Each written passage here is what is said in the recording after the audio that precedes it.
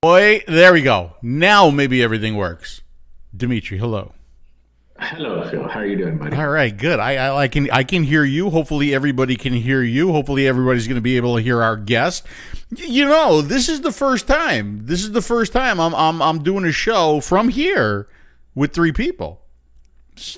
Yeah, I think it's only time, but with three people. But I think it's not very difficult. You just add one more person into the same room that there was two people before, and then it becomes three, and then you can do four and five. It's really not that difficult. No, well, it is because you got to crop all the shots, and you got to. Yeah, like, well, you didn't do a very good cropping job because I can see my box light up on the screen when I'm talking. So you where at the bottom or the top? The bottom or the top? I can fix that. The bottom. Yeah, don't worry. That doesn't bother me. I just want to point out that you screwed up. It's fixed. By the way, you ought to see what I've done here because I'm in the living room because I don't want to be next to the refrigerator to get that sound. Yeah. So to lift my laptop up, I put the box that Anakin sent us with the umbrella and the Christmas stuff. Box. And then on top of that box, I put a bottle box of Crown Royal. And then on top of that, I have my laptop. It's pretty impressive. Yeah. So it's like the Leaning Tower of Pisa, right? I could fall over at any moment, right? Absolutely. And you're Cheers, drinking. by the way. Yeah, hey, cheers, man. Like, it's very early. I'm drinking really early, and I made this way too strong. I'm a lightweight now. Well, we have a lockdown here, so I had to go early to dinner with friends. I drank a bottle of wine, and then I just got back here, I don't know, about 30 minutes ago and poured myself some good old Johnny Walker Black. Johnny Walker Black. Yeah, that is one of your favorite drinks there, man. Yeah, so I'm drinking way too early. We're doing the show at a special time today because, Dimitri, you're in Greece. And yes. Flo, who's going to join us any moment now, is in Germany, right? So let's bring Flo in, and it worked. Look at that! Wow! Not bad, huh? All right. Oh, good, and we can hear him too. All right, so they're saying that Dimitri's volume is pretty low. It sounds like he's in a distant tunnel. While he is using a kind of a terrible mic, and Flo is too. I can control both of them at the same time. I really can control them individually, so they're going to have to bring the mics up on their end a little bit. But we'll just make do with what we got. That option. Yeah, I really don't have that option, but yeah, I really don't have that option. Well, hold on, let me try this. Uh-oh. Is any better? Oh. Is this microphone better? Yeah, that's better. What microphone is that? No. Yeah, it's better. Was it better? I thought it was better, yeah. Now put the other one back on. Yeah, that one is very echoey. Okay, hold on. I can switch it. Let me try this microphone. This is the headset. This is the head. Let me try it. Okay. How about now? Yeah, it's actually less echoey. I can't hear you though now. Oh well, I can't hear you when I put that on. Hey Flo, welcome to the show, man. Thanks for having me. Absolutely. Flo, it's interesting that this just kind of wound up being this way, is that I released the Kayfun Light Plus review yesterday, and you had already agreed to the show. And I was actually thinking about what I wanted to do. Did I want to do this show first and maybe put some clips of this show in the review? But I just did the review by itself, and now we're just having the show. And when you came on before, like, I wanted to start to talk, and I wanted to start to catch up. Because it's been a while since we've seen each other, and like I said in the description of the stream, we want to find out about you, we want to find out about SvoëMesto, we want to find out about the new Kayfun, we want to find out about COVID and how things are in Germany, what the state of affairs of vape is in Germany, but also, we're friends, and I just wanted to catch up with a friend, and this is kind of a good opportunity to do that. So please don't take it in front of a live audience. What's that? In front of a live audience. So let's share all of our most intimate secrets. Not all of our most intimate secrets. Not all. We won't share everything, but we'll share a little bit. Well, we haven't really done anything crazy. Mark Todd, we do try to get underneath Mark Todd's skin, and that's very easy to do. Very easy. It's actually quite fun. But you can hang, man. We've sat down in Germany. We did some drinking together. We've had a lot of fun.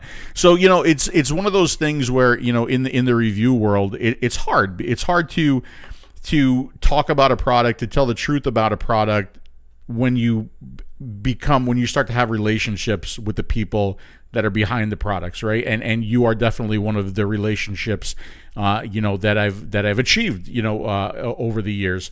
It's really amazing to me, to know that I even, have friends in Germany, and I consider you a friend, and I think that's really cool. Yeah, well, and when it comes to reviews, we always really appreciated an honest feedback, because what good does it do if someone doesn't tell how it is? I mean, see, even, and I told you this earlier, even after, how many years are you in vaping now? I mean, how many products have you reviewed? With that much of experience that you have, you still manage to get that kind of newbie vapor perspective, and just, showcase anything that could go wrong and where there might be improvements, and we always take note, and we always appreciated that. I think it's so important to tell the truth about a product. I mean, there's difference between telling the truth about a product and slamming a product because you just slam a product to get views, right? And there's a lot of people out there. Dimitri knows that there's a lot of reviewers that just thrive off of the drama. But I always say that if I'm not telling the truth about a product, if I'm not being honest about a product, I'm wasting my time, I'm wasting the viewer's time, and I'm wasting the guy who's behind the device's time. I'm wasting your time as well, right? And that's something that I want to do. And I'll tell you something a little interesting that I ran into. Another thing that you don't know about with the Kayfun Light Plus. Well, we'll talk about that a little bit later when we talk more about the tank. Okay.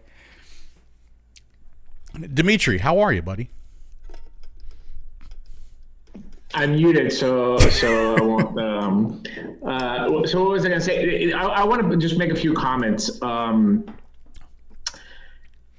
We've known Flo for, I think the first time I met Flo was back in 2012, if I'm not mistaken. It's very rare that you meet people in this industry and you can maintain friendships for this long. It's never been a business relationship through us. I think that back in the day, me and Phil really promoted the Kayfun product because it was the product that we were using. I mean, we used the Kayfun exclusively for 2-3 years.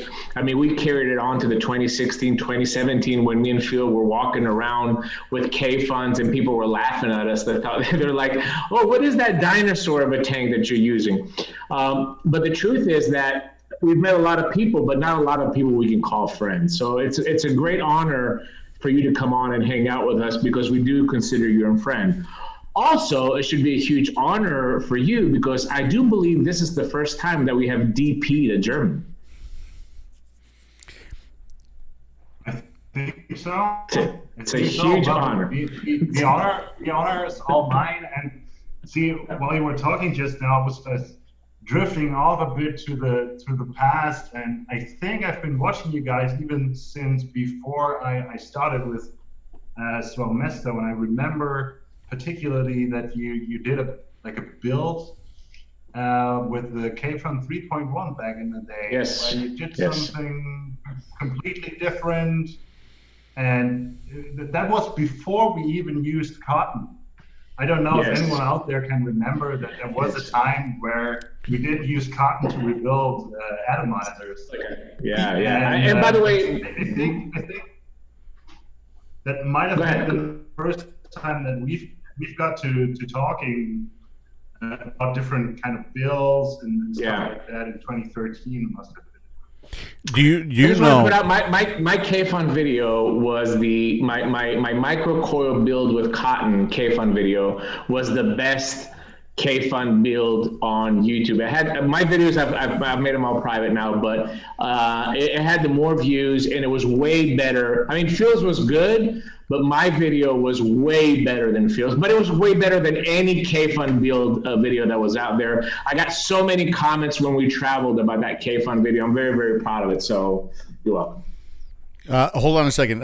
Hey, Dimitri, I think my video was a little bit better. Don't you think so? No, say I was right. No. You are right. There we go. Yeah, that's what I thought. Yeah. You know, I actually remember. I remember the first time that I tried a 𝗂𝗵𝗃. Do you remember the first time that you tried a 𝗂𝗂𝗃? I do remember. I was at okay. I don't remember the exact show. It was either Vape Bash or VaporCon. I think it was a bash. VaporCon. It was a con. It was VaporCon in Virginia. Okay, and it was with Bruce from Clouds of Vapor, right? Absolutely. He had one. I think he had one of the only ones at the show. And yeah, it was, he's the one. By the way, he's probably the one that took and sent it to China to be cloned. By the way, anyway, could very well be. It could very well be. And I remember it was his vanilla cream that was just loaded with diacetyl, but delicious. Yeah. That was the first time I tried a 𝗂𝗵𝗃. And you know, when you try an atomizer, right? When you try an atomizer for the first time, and it doesn't have your liquid in it, it's hard to tell if it's really good or not, right? Am I getting the atomizer, or am I getting the flavor of the liquid? I don't know what I'm getting. But there was something to the smoothness of the vape. There was something to the look. I mean, the look was really kind of cool. It was kind of like rocket ship looking right back then. And then I wound up, I don't remember if I bought one or if I just got one from Flow to review. Once I did, and that, if you remember back then, the 𝗂𝗵𝗃 got me off of my love affair that I was having with the Typhoon, the original Typhoon, right? Because that's where I was for a long time. And then once I started using the 𝗂𝗵𝗃, that was it. That was my rebuildable. I mean, literally, that was my rebuildable until the Aries came out, right? And I just started using, my own product. So yeah, I mean, the 𝗂𝗵𝗃 was a game changer for me. It's when I talk about it and I give it praises in the video, it's because the atomizer deserves it. The atomizer deserves it. That's a great question for Flow. Flow, if you would say, I mean, the 𝗂𝗵𝗃 has been a tremendously successful line of products, well, maybe without the exception of 5, but what would you say, being involved with a company all these years, what would you say that you attribute the success of the 𝗂𝗵𝗃 atomizer? Oh, wow. That's a really good question. Well, the things that we have always strived to is, well, simplicity, which I will give you that wasn't always the case, but it was always a goal. So simplicity is, especially in terms of using and building the device, and naturally tweaking the flavor. And I think the secret ingredient is that we are trying to tweak it towards somewhere where we like it, where we feel like it's good. So it's maybe a little bit of a personal preference, and luckily we seem to have a similar kind of taste like our customers. Yeah. You know what I noticed? Because there are other great rebuildable atomizers out there who do an excellent job of providing flavor. They're just, it's like an equalizer at the stereo. They're emphasizing different notes in a liquid, and some of these atomizers, they have more baseline and less of the high notes, and we are a little bit more catering towards the higher notes, the brighter notes, and we don't have so much bass, if you will, right? It's a little bit of personal preference and fine tuning what you like.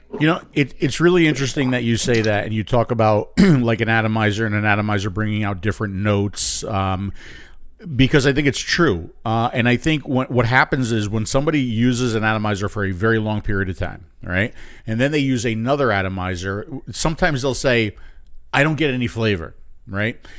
Like anybody who says, I don't get any flavor, there's something wrong, right? You are getting flavor. Maybe it's not the flavor you're used to, right? Maybe it's a different kind of flavor, because I totally agree with you.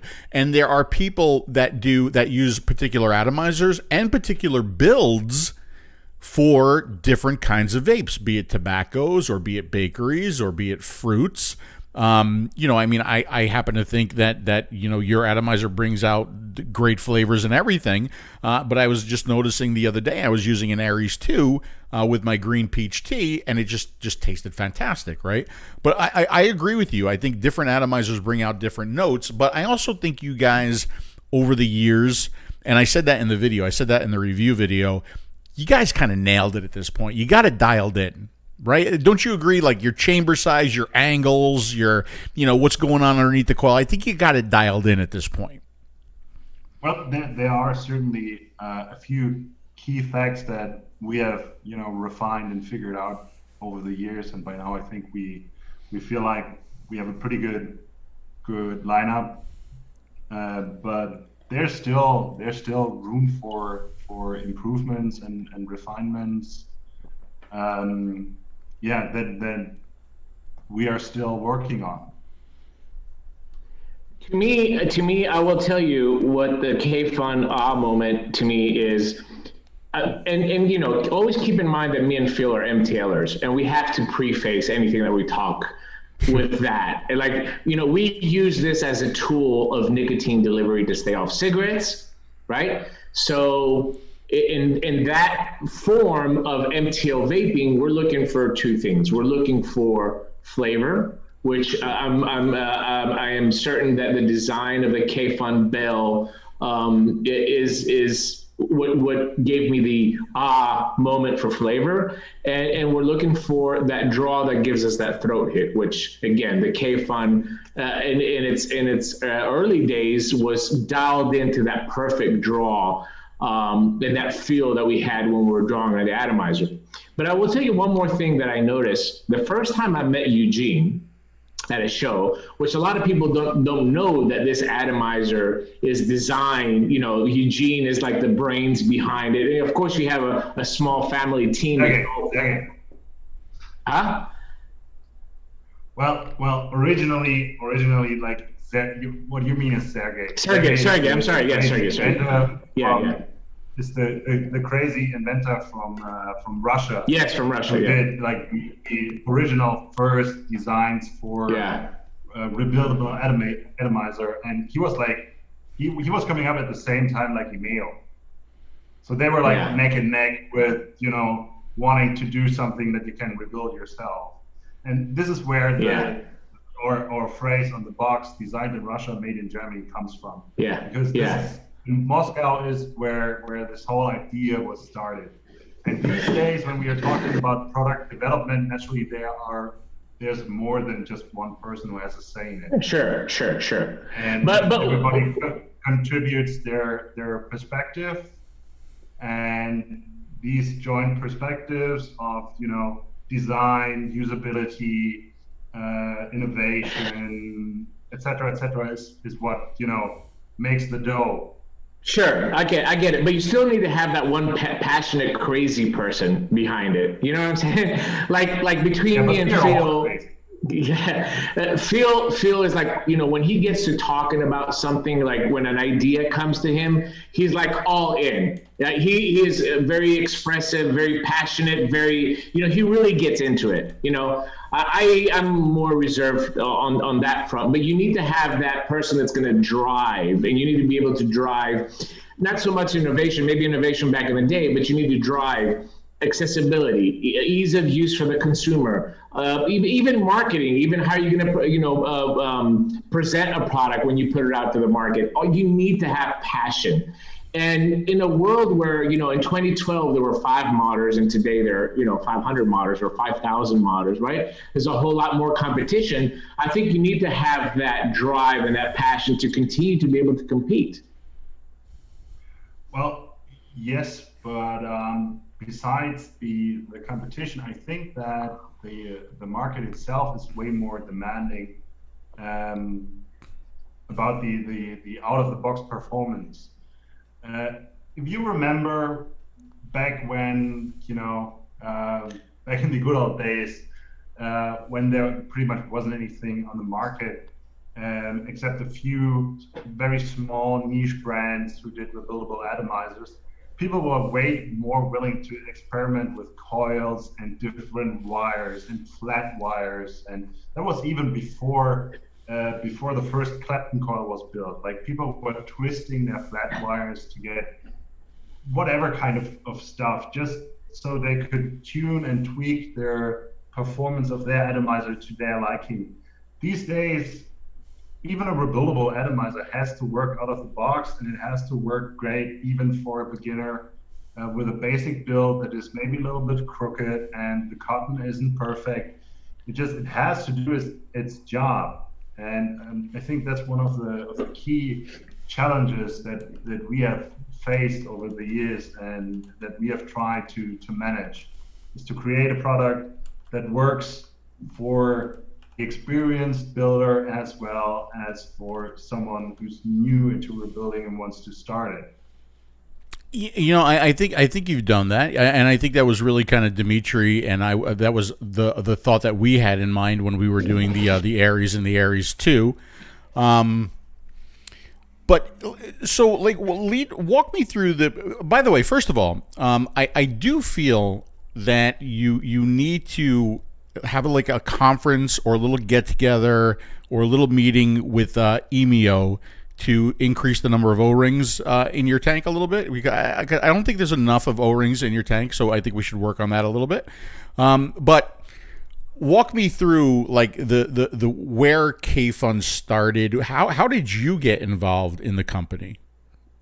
Oh, I got involved a little bit later. But see, as with all small modders, it started essentially as a private, just tinkering around project. And that was, as I said, was Sergey in his own basement, just tinkering around with different kind of materials and things he bought actually from a hardware store.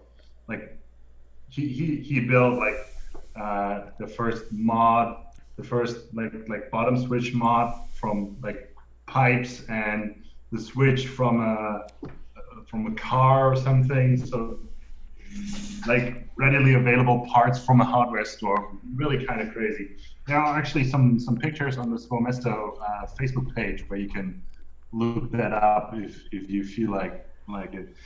And then eventually he got his first like rebuildable atomizer, and I think that was even like an insert for a Golden Greek tank, because I feel like one of the first Golden Greek tanks was using these cartomizers, right?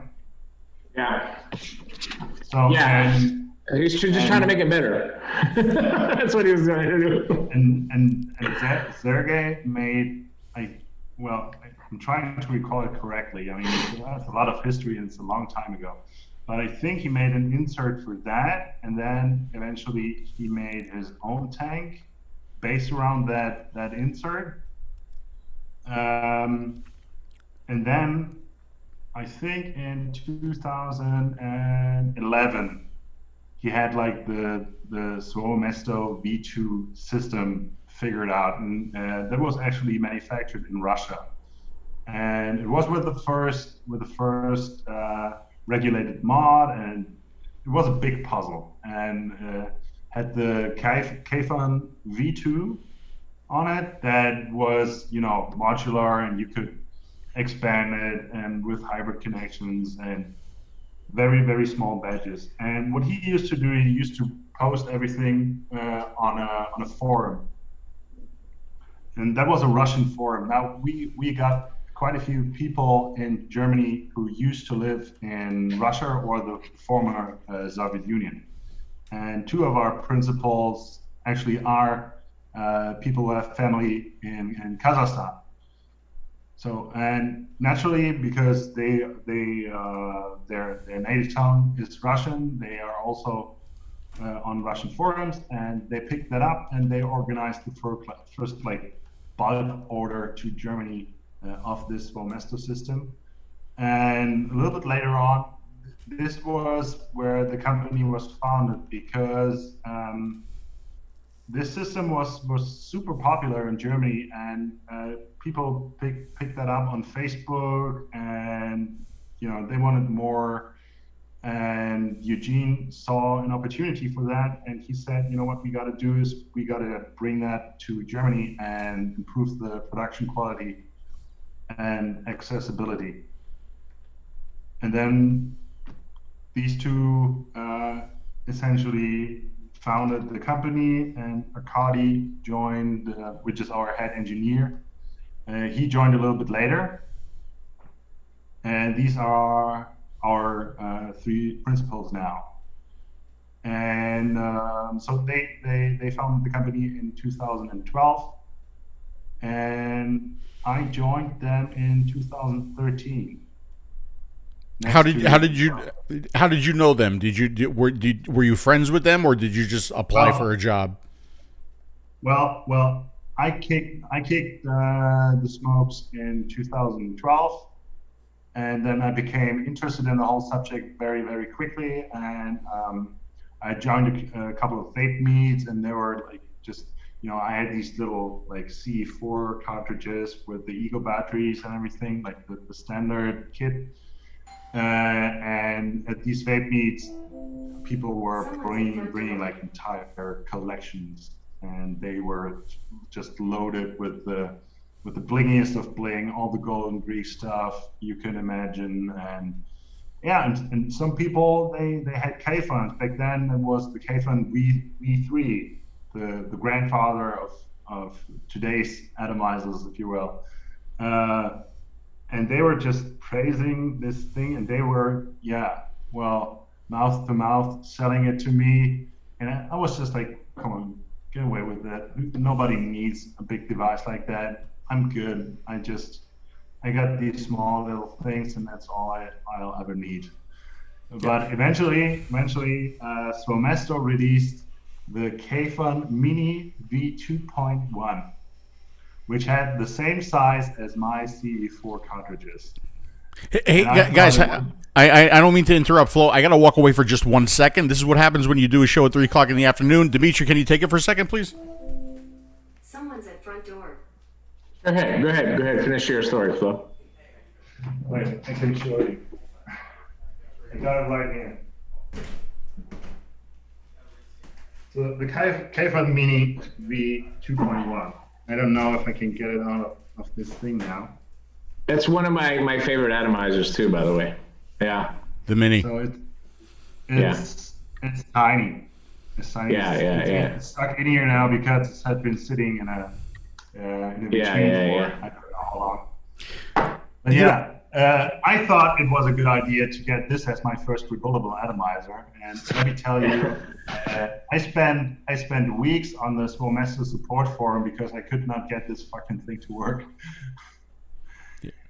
I mean, back then we were using we didn't have cotton, so we were using silica, and then if you think the build deck on a Kayfun Light or on today's Kayfun Mini that was small, this thing is like half the size. It's tiny.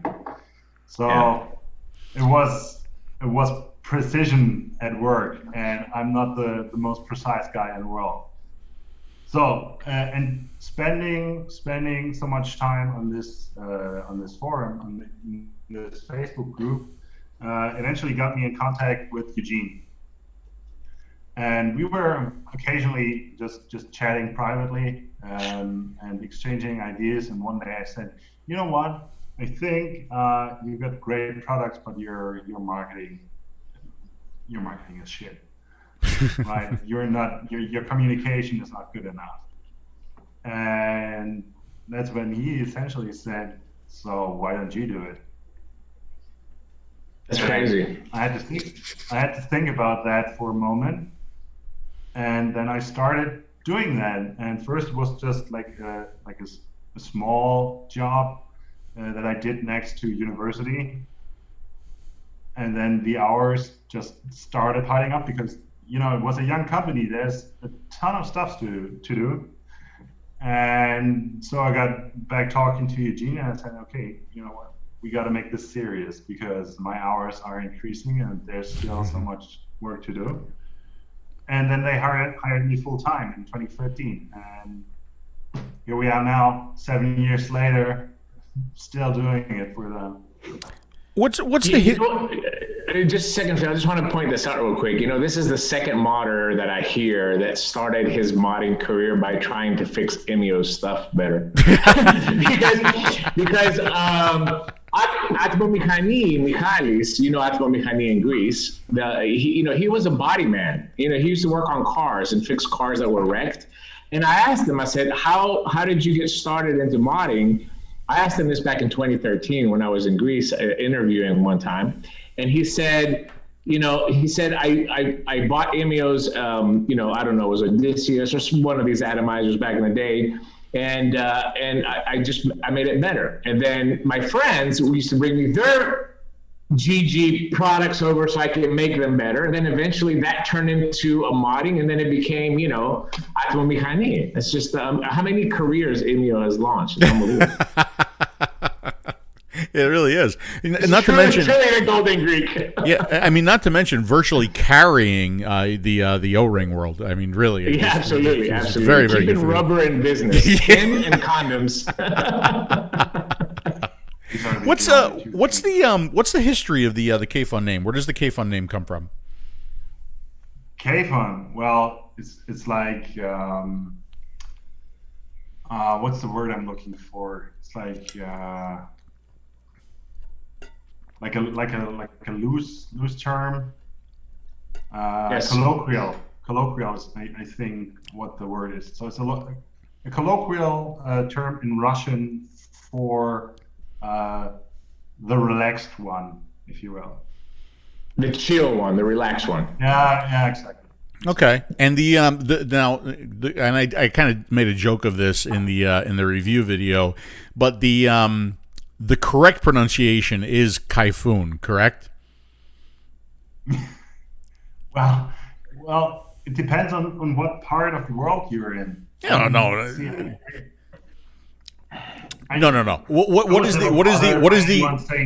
What is the correct pronunciation in Germany where it comes from? Well, in Germany they pronounce it German, so they say Kayfun. Kayfun. But I was never bothered by Kayfun. I think nobody is. Well, I think everybody in Germany when we were there was calling it Kayfun, and I was like, it's kind of like the smoke, kind of thing. It's like, whatever, you know what you're talking about. Who cares, I guess if somebody sold, a million Aries, I don't care if you call it Aries or Aries or Aries. You call it whatever the hell you want. Call whatever you want as long as you buy it. Absolutely. Phil, what I want to do is before we talk a little bit about the new atomizer, I want to shift it just a little bit. So I want to shift it a little bit to have a little MTL discussion. Okay. Because Flo will remember every time that we traveled to Europe with Phil and we saw this shift happening in 2015, 2016. It seemed to me, Flo, that at one point, at one show, me, you, and Phil were the only people that were vaping 12 milligram. And me and Flo's flavors are very similar. He likes cooling menthol stuff as well too, like I like as well too. But I remember we were outside somewhere, we're having a drink or multiple drinks, and we talked about this. We talked about the industry shifting and getting away from this empty. Even you guys, I think, strayed away a little bit, rightfully so, because you have to make the adjustment. But how difficult was it for a company like SvoëMesto that's focusing on MTL, that's focusing on that draw and the throat hit and the nicotine delivery? How difficult was it for you to see that shift of the industry going to this cloud game? Well, I mean, I think there's like a core audience that, regardless of what the current trend is, they have this style of vaping and they've maintained it, and it changes in nuances. But I feel like this industry since it's so young, it had to experiment in all kinds of different directions. And with the cloud chasing coming up, I think it was just trying to push vaping and the performance of atomizers and mods and everything to its limits. And what we are seeing now is that large parts of this community are getting back to where it all started. And especially with our customers, you cannot make the draw tight enough to satisfy them, because they really want that MTL experience. So yeah, to answer your question, I mean, as you know, we've tried to accommodate these trends without, sacrificing what we felt was most important, namely flavor. And we took quite a bit of flack for that, because those people who are really into like loose draw and DL vaping, they always felt like that our devices were not open enough, and didn't have these high performance figures. They were not made for 100 or 200 watts. I think that's really interesting, and I think that's really interesting here. Here's why: is because when you have an atomizer company that's making mouth-to-lung atomizers, and you're a direct lunger, you want that company to make atomizers for you, right? If you're a direct lunger and a company's only making mouth-to-lung atomizers, you want that company to make atomizers for you. It's for some reason, it's very, very hard for people to just understand and respect the fact that an atomizer company can just focus on one kind of atomizer, and if you want another kind of atomizer, go to another company or another brand, right? Well, I mean, it's the same reason why Porsche these days also builds SUVs, and it's probably the most sold car. For us, that's not necessarily the case, but you get the point. Yeah. I understand, but I think that the struggle would be that if you try to start accommodating that other style of vaping, and I think that's kind of happened to SvoëMesto, then your loyal fan base, like me and Phil, get mad because now here we are, and now you're not accommodating us. Right now you're trying to sneak into accommodate some other styles, and then the loyal fanatics, people that are used to the Kayfun product. So it kind of displeases both sides, is what I'm trying to say. And I think that's very difficult for a company.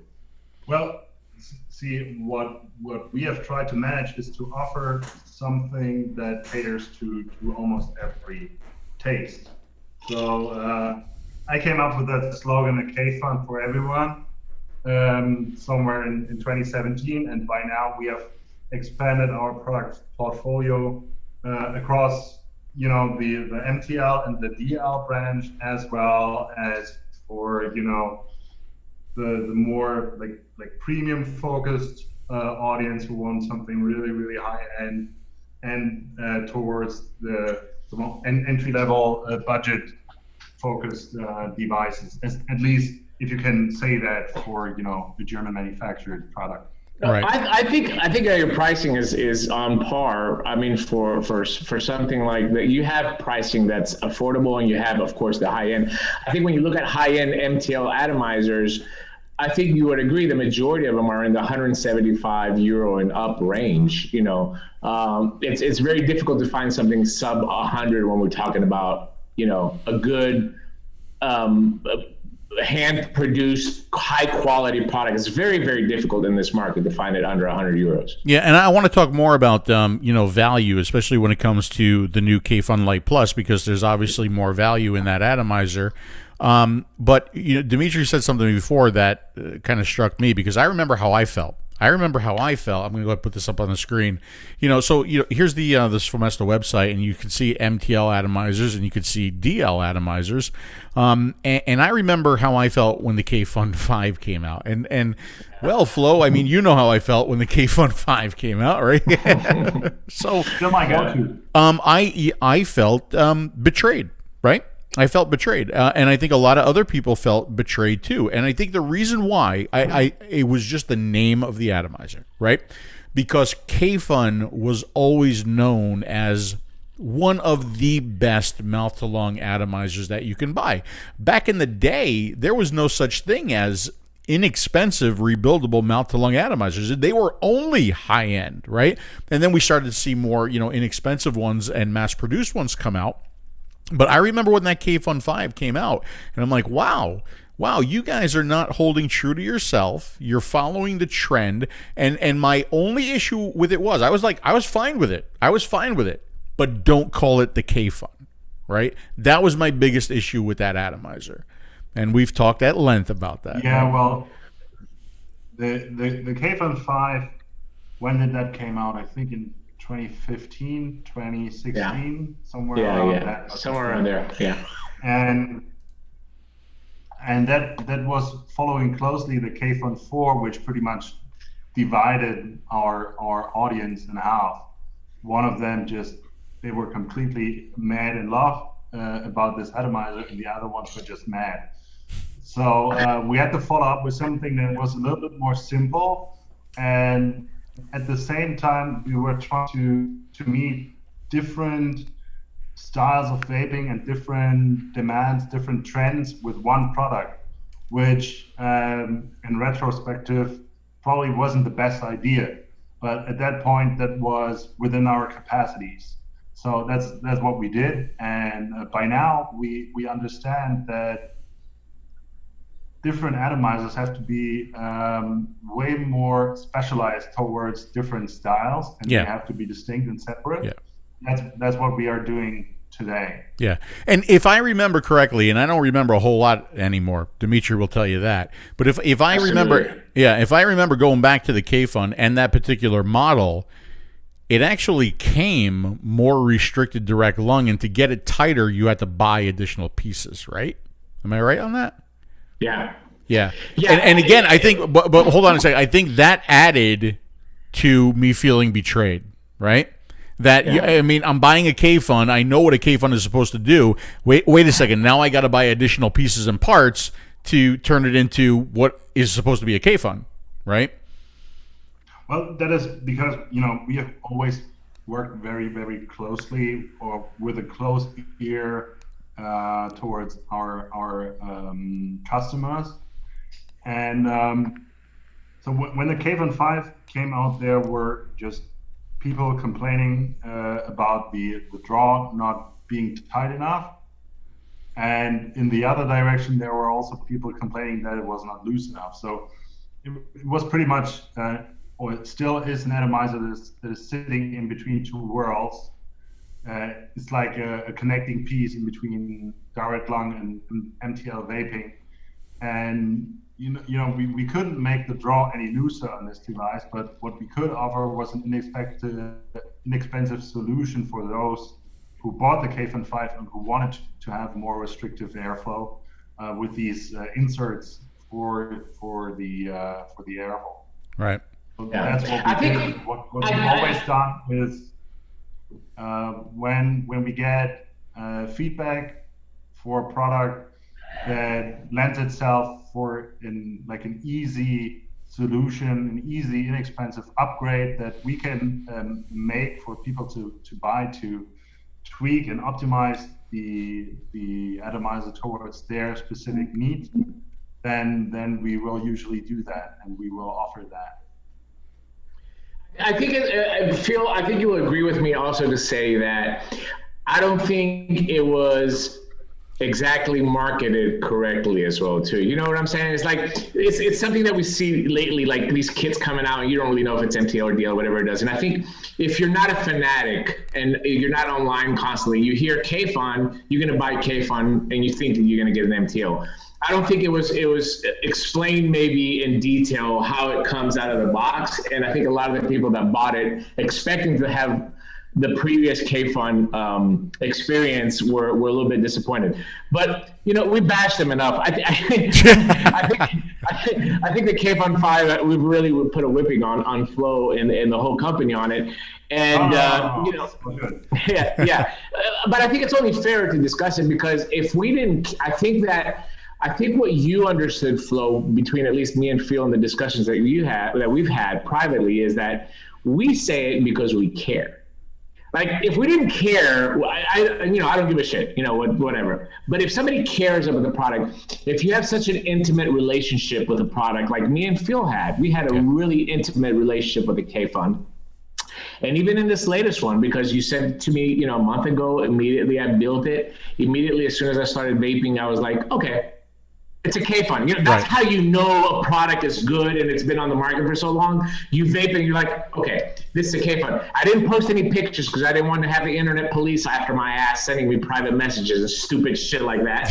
But I won't say any names. But when I built it and I put it in my mouth and I started vaping, I was like, it brought memories back, and I was like, okay, well, yeah, this is what I would expect this product to do, with the added bonus now that I can fine tune, adjust it, the airflow, which to me was never a problem with the 𝗂𝗏. The airflow for my style of vaping was always perfect. So we're just busting your balls because we care. That's all I'm trying to say. Absolutely. And you know what? I like how you said that. It's what you expected it to be. And I think I used those exact words in the review, right?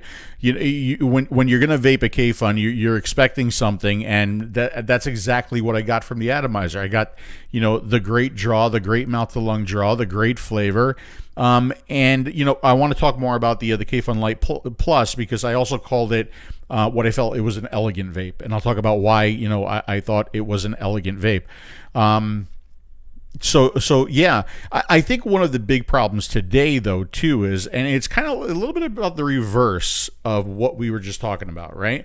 So when we got that particular model 𝗂𝗏, and all of a sudden it wasn't mouth to lung anymore, we weren't happy. And again, I totally agree with you that it was marketing, and you're just calling it the tank the wrong thing, right? But now what I'm seeing is things are being called mouth to lung that are not.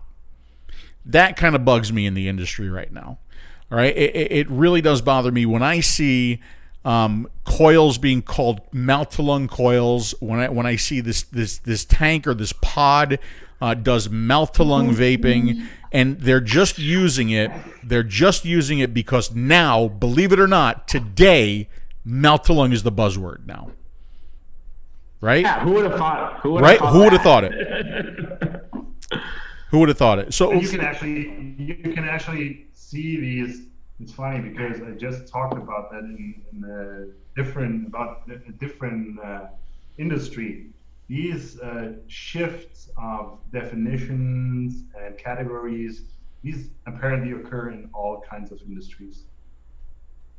So whatever seems popular gets like expanded, and the lines get blurry. Yeah, but I mean, wait. Don't you get mad though, Flo? I mean, you've been to all these shows with us, right? You've seen these motherfuckers use, these huge atomizers. You've heard them at our table saying, direct lung is the only thing that helped me quit smoking. Direct lung is, what got me off cigarettes, and mouth to lung is in the past. You have heard him with your own German ears.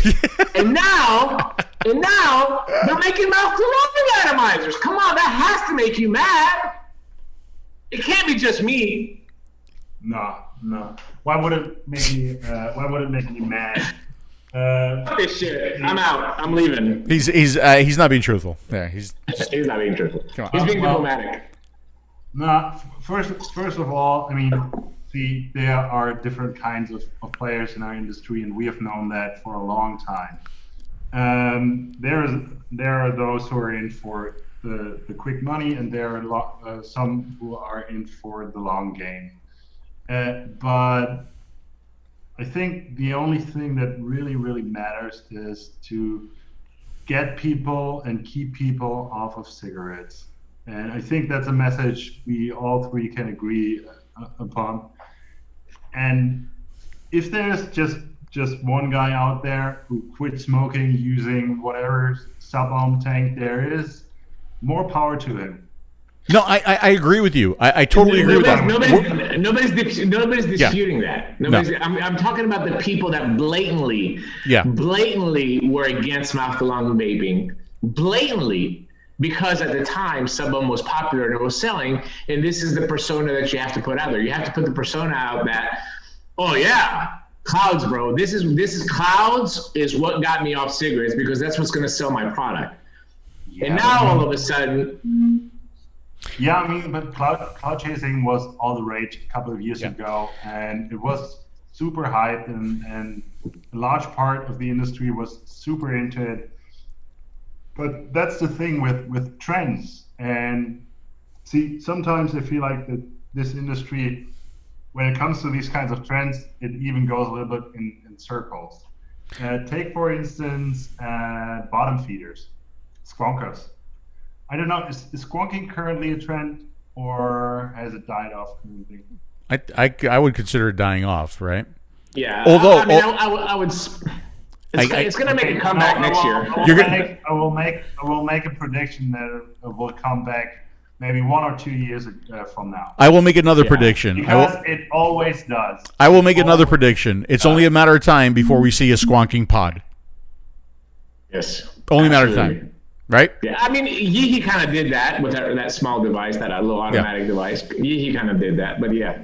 Yeah, and by the way, Flo, because we're talking about this, and you know what, it does frustrate me. It frustrates me that we see a lot of the people in the industry that it kind of shows who is really kind of living off of it and in it for the money versus really cares about the industry, right? Because you saw those people that were, oh my God, vaping saves lives. That is why I'm in this industry. I sell vape. And they closed the vape shop, and now they have a CBD store. And CBD is the most amazing thing that you can ever get. It's just unbelievable. And then they closed that, and they got, what's that new thing that they got, Dimitri? I don't know. Delta 8. Oh my God. Delta 8 is the, and you got those people. It's the same thing. It's like direct lung. It is the way. I can't vape any other way. Direct, and all of a sudden, you're putting out mouth to lung atomizer. Now, I don't know if you know this, but I'm actually putting out a new atomizer. This is the actual diameter of the mouthpiece right here, right? And it's not only direct lung; it actually pumps the vape into your lungs, right? So you also got it just pumps it. It fills you up. Yeah, it's going to be amazing. It's going to be amazing. Yeah. Well, what was the thing called that you had in your garage? The legal vape 4000. The legal, yeah. The legal vape 4000. The Black Knight Rider says CBD. I still think it has potential. Oh, absolutely. There's a market out there. If my buddy was here that did the video with me, I would have made already a legal vape pod system. There would be a legal vape 4000 pod system without a doubt. Yeah, we might still do it. Don't blow your load. We might still do it. Yeah, okay, absolutely. And by the way, guys, if you are asking questions in the chat, I don't see Bill Tarling on. He's not collecting questions. He's not here. Not here. I'll pull the chat up. Yeah, so please keep asking the questions. Flo, I want to talk about COVID. I want to talk about Germany, but first I want to talk about the new Kayfun Light Plus, okay? And I think to kick that off, how about I play the intro video for that atomizer? Is that cool? Yeah. All right. Good. Roll it.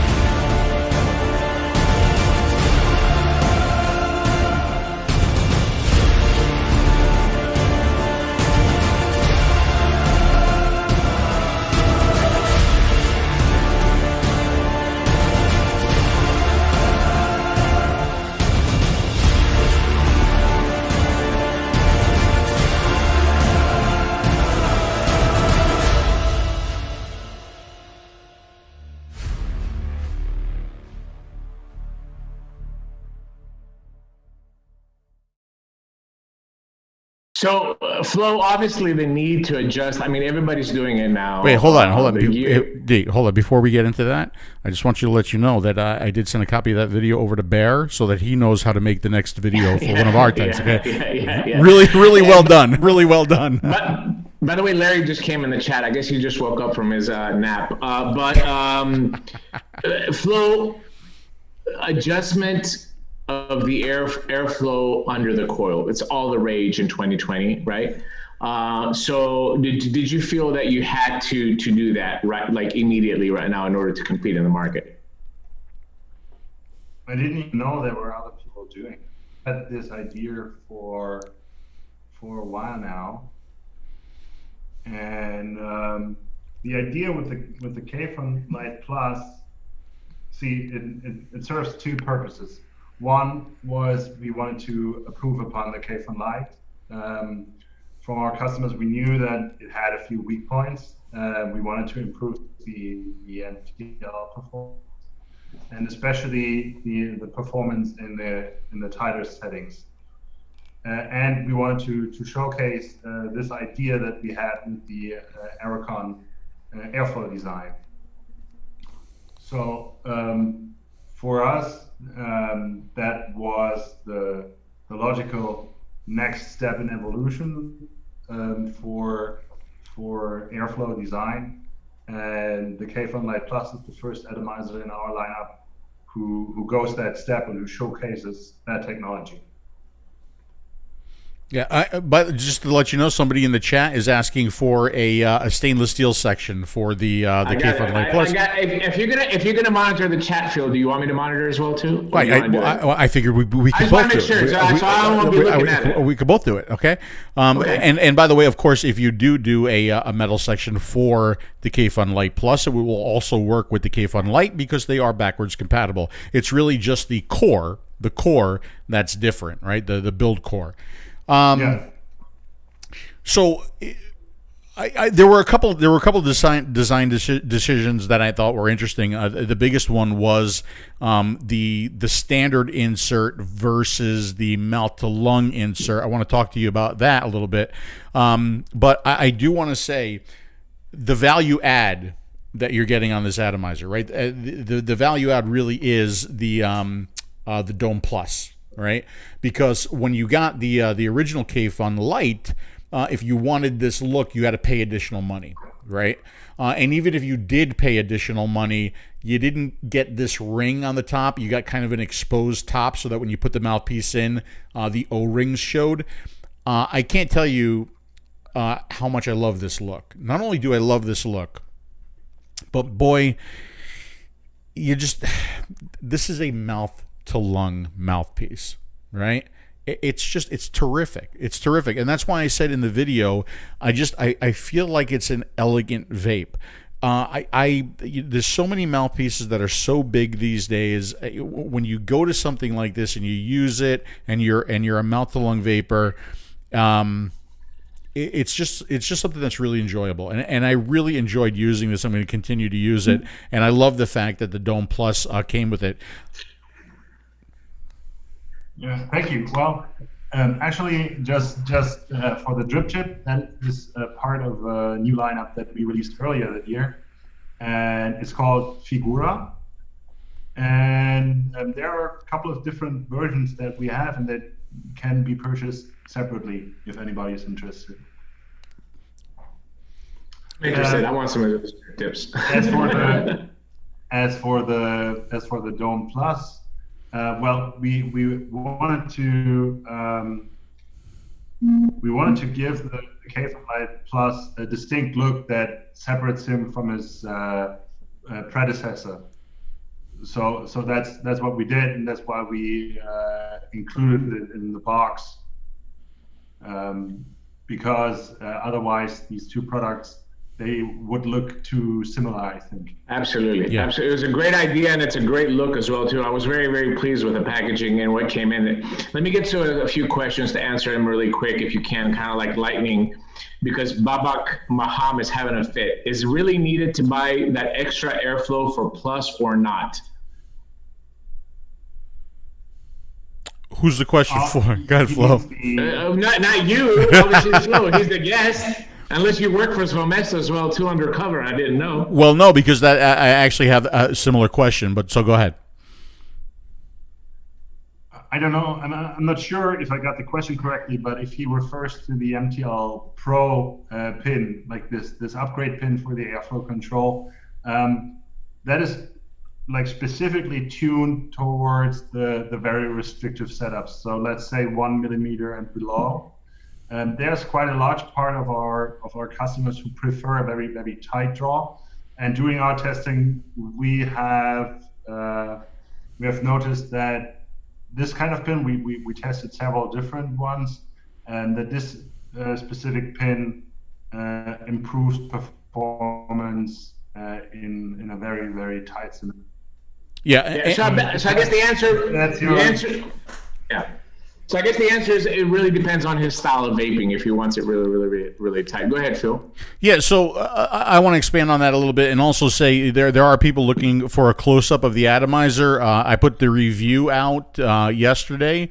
I'll go ahead and put the link in the chat a couple more times. I'll show you close-up the atomizer, the inserts, the pins, the mouth-to-lung pin, everything. But so I understand why, because you can take the mouth to lung pin, right, and you could I'm calling it a pin, it's an insert, whatever you want to call it. The nice thing about it is that you can change those pins without having to remove your build, because it does go in through the 510. But why the standard? Why not just the MTL? Right? Because I think the MTL pin can do pretty much everything that the standard pin can do, and then some. So I guess I'm confused as to why it didn't just come with the mouth to lung pin. Well, as I said, we've tested both designs, and on top of that, a few more, and these two were our favorites, and we felt like that with the majority of setups, the standard pin works fine, and then when you get really, really tight, then the MTL Pro pin performs better. So that's why we offer that as an addition. Yeah. So let me get these questions. Okay, go ahead, Phil. Good. I just want to get through these questions really quickly because I don't want people to think that we're ignoring them. So, question from 𝗵𝗵𝗀 in Greece. New screw from the Light Plus will be available for the Kayfun Prime.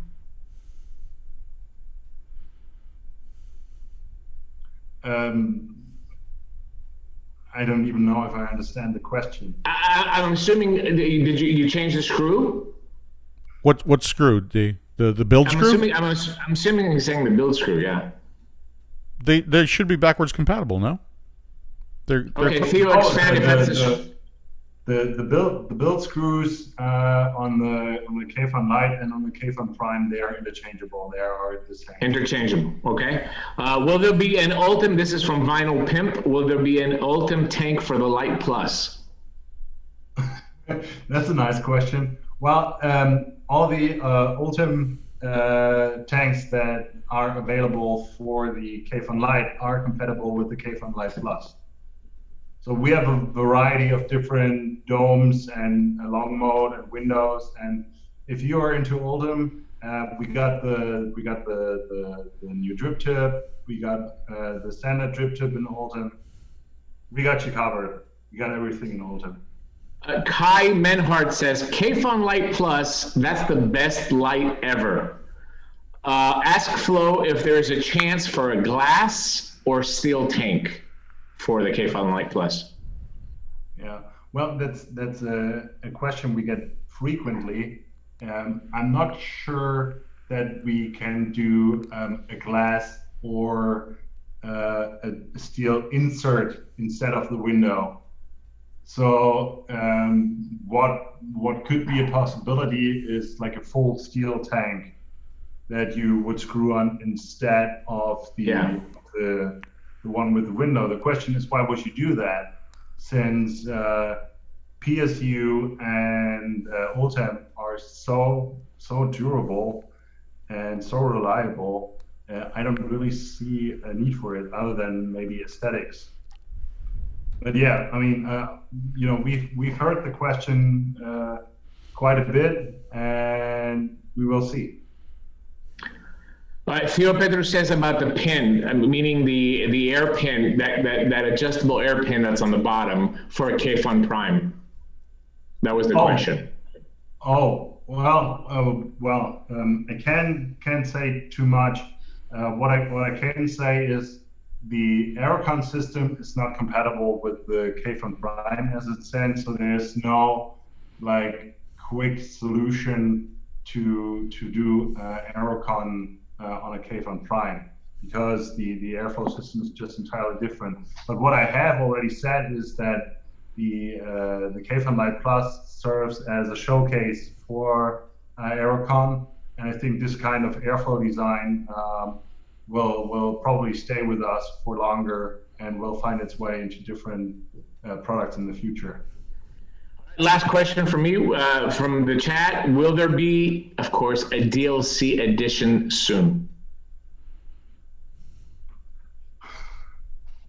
I'm sorry, these are your fans. I mean, they're asking questions. What do you want me to tell? I gotta relay them. That's what people want to. That's why they're here. They want to ask you questions. Well. See, currently it's hard to end any sentence with soon. But naturally, DLC coding is a capability that we have and that we have used for the Kayfun Light SE, and that we will continue to use. So yes, that is very, very likely that there will be a DLC version. Let me ask you. There will be one. There will. I can tell. I can't say there will be one. Flo, there's a DLC. There's a DLC version of the Kayfun Light, right? Yes, there is. Yeah. So, I mean, in reality, what they're asking for already exists. If they buy a DLC Kayfun Light, they can upgrade it to a Kayfun Light Plus. Yes, they could. Right? Hey, I'm just trying to sell you some more product, brother. That's all. Yeah. By the way, I want to say hi to Yanni, my good friend. He's stuck on a cruise ship in Cyprus. So hi to Yanni. Bam. Oh, my God.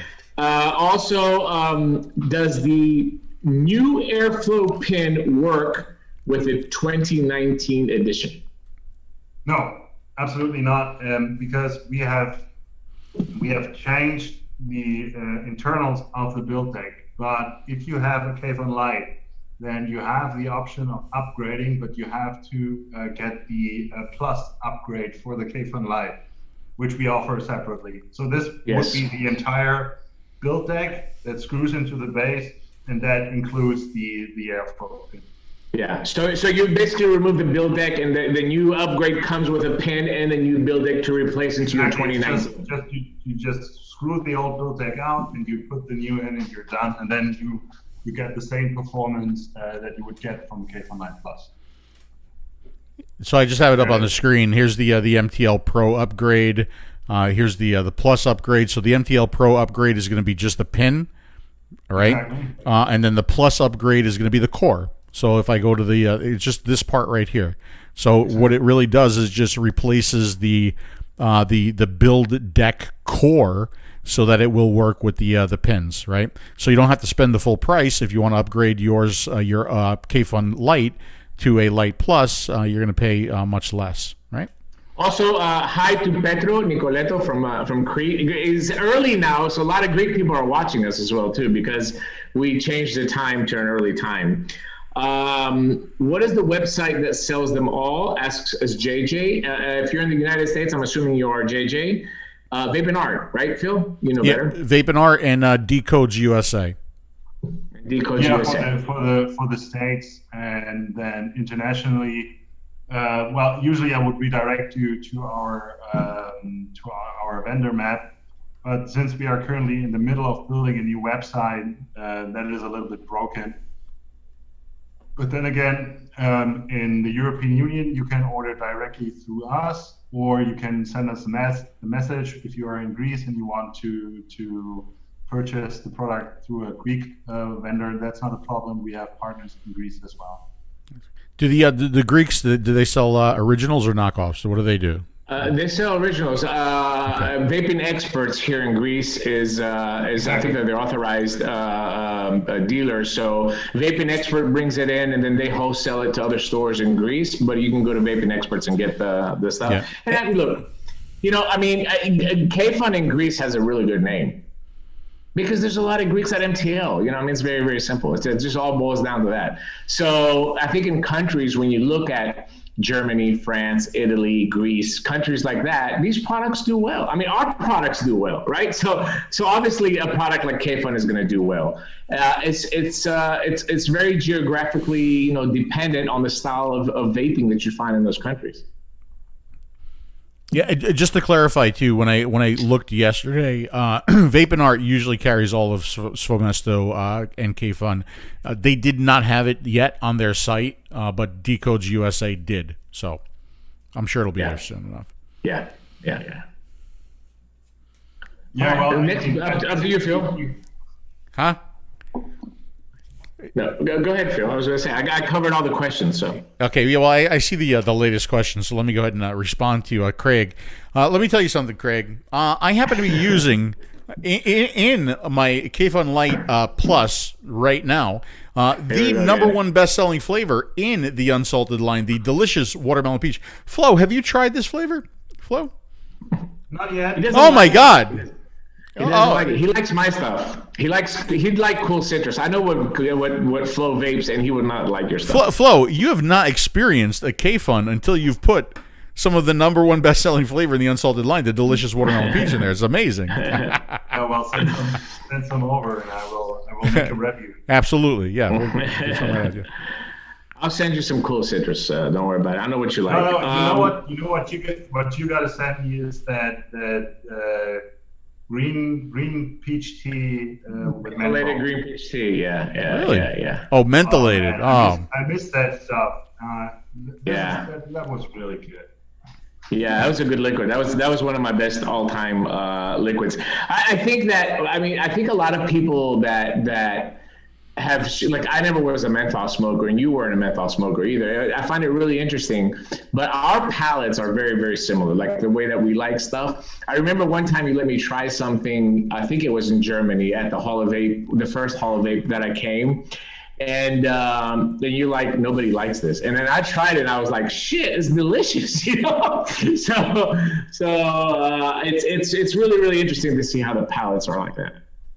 Yeah, and well, for me, it's the intense throat hit, and it's something that is not sweet, actually, because I feel like that super sweet liquids, they can become a bit annoying when you vape them all day long. So I want something that stays in the background and just doesn't bother me, and that pairs well with, whatever. Yeah. PSS says, I will say that I'm actually really enjoying the cool citrus in my 𝗏𝗄𝗎 right now. Suck on that, Phil. How about that? Unfortunately, Pam, I need to ban you from all future shows and threads. It's okay. Hey, Pam, like I said, somebody's got to buy their flavors too. It might as well be you. Oh boy. So how about COVID? How about COVID and vaping in Germany? I mean, it's going to probably be 2 years since we've gone to a Hall of Vape. Just one of the best vape events and vape shows out there. Missing the travel. What's it like there? Yeah. I mean, now that you were talking about the Hall of Vape, I mean, I'm super heartbroken for Ira, who just did an amazing job over the last couple of years building this event up to what it has become. I mean, one of the largest vape shows in the world and one of the most professional, if you ask me. And now, like, twice in a row, getting shut down by, a global pandemic. It's really harsh. And just in general, I mean, like every industry, our industry suffers. I think that's nothing new to wherever you live. The restrictions may be a bit different depending on the time frame here and there, but overall, especially the small offline shops. They are suffering, and we've seen that even in summer when there were no as tight restrictions or a lockdown. Just people they move in public way more carefully, and they avoid going into stores, and they avoid going into just closed spaces due to the hazards of catching an infection. So yeah, I mean, but that's probably true for wherever you live in the world. So the small stores are the ones on the front lines who are suffering the most, and you have to put up with all the regulations and the restrictions, and especially during a lockdown, they are missing out on business, and that's what we are going into officially nationwide tomorrow. It's a complete lockdown where pretty much everything is shut down except for the necessary stuff, groceries and pharmacies and stuff like that. I know here in the States, I know Dimitri's in lockdown there too now. I know here in the States, they're very resistant to lockdowns. The people just don't want them. What's it like there in Germany? Well, I mean, it always depends who you ask, and naturally, I can understand that when you are like a store owner and you are not like a large business, and your entire existence depends on that store, and that you act and feel a little bit more resistant towards a lockdown, especially when you feel like you have good concepts in place to keep your customers safe and to maintain hygiene and everything.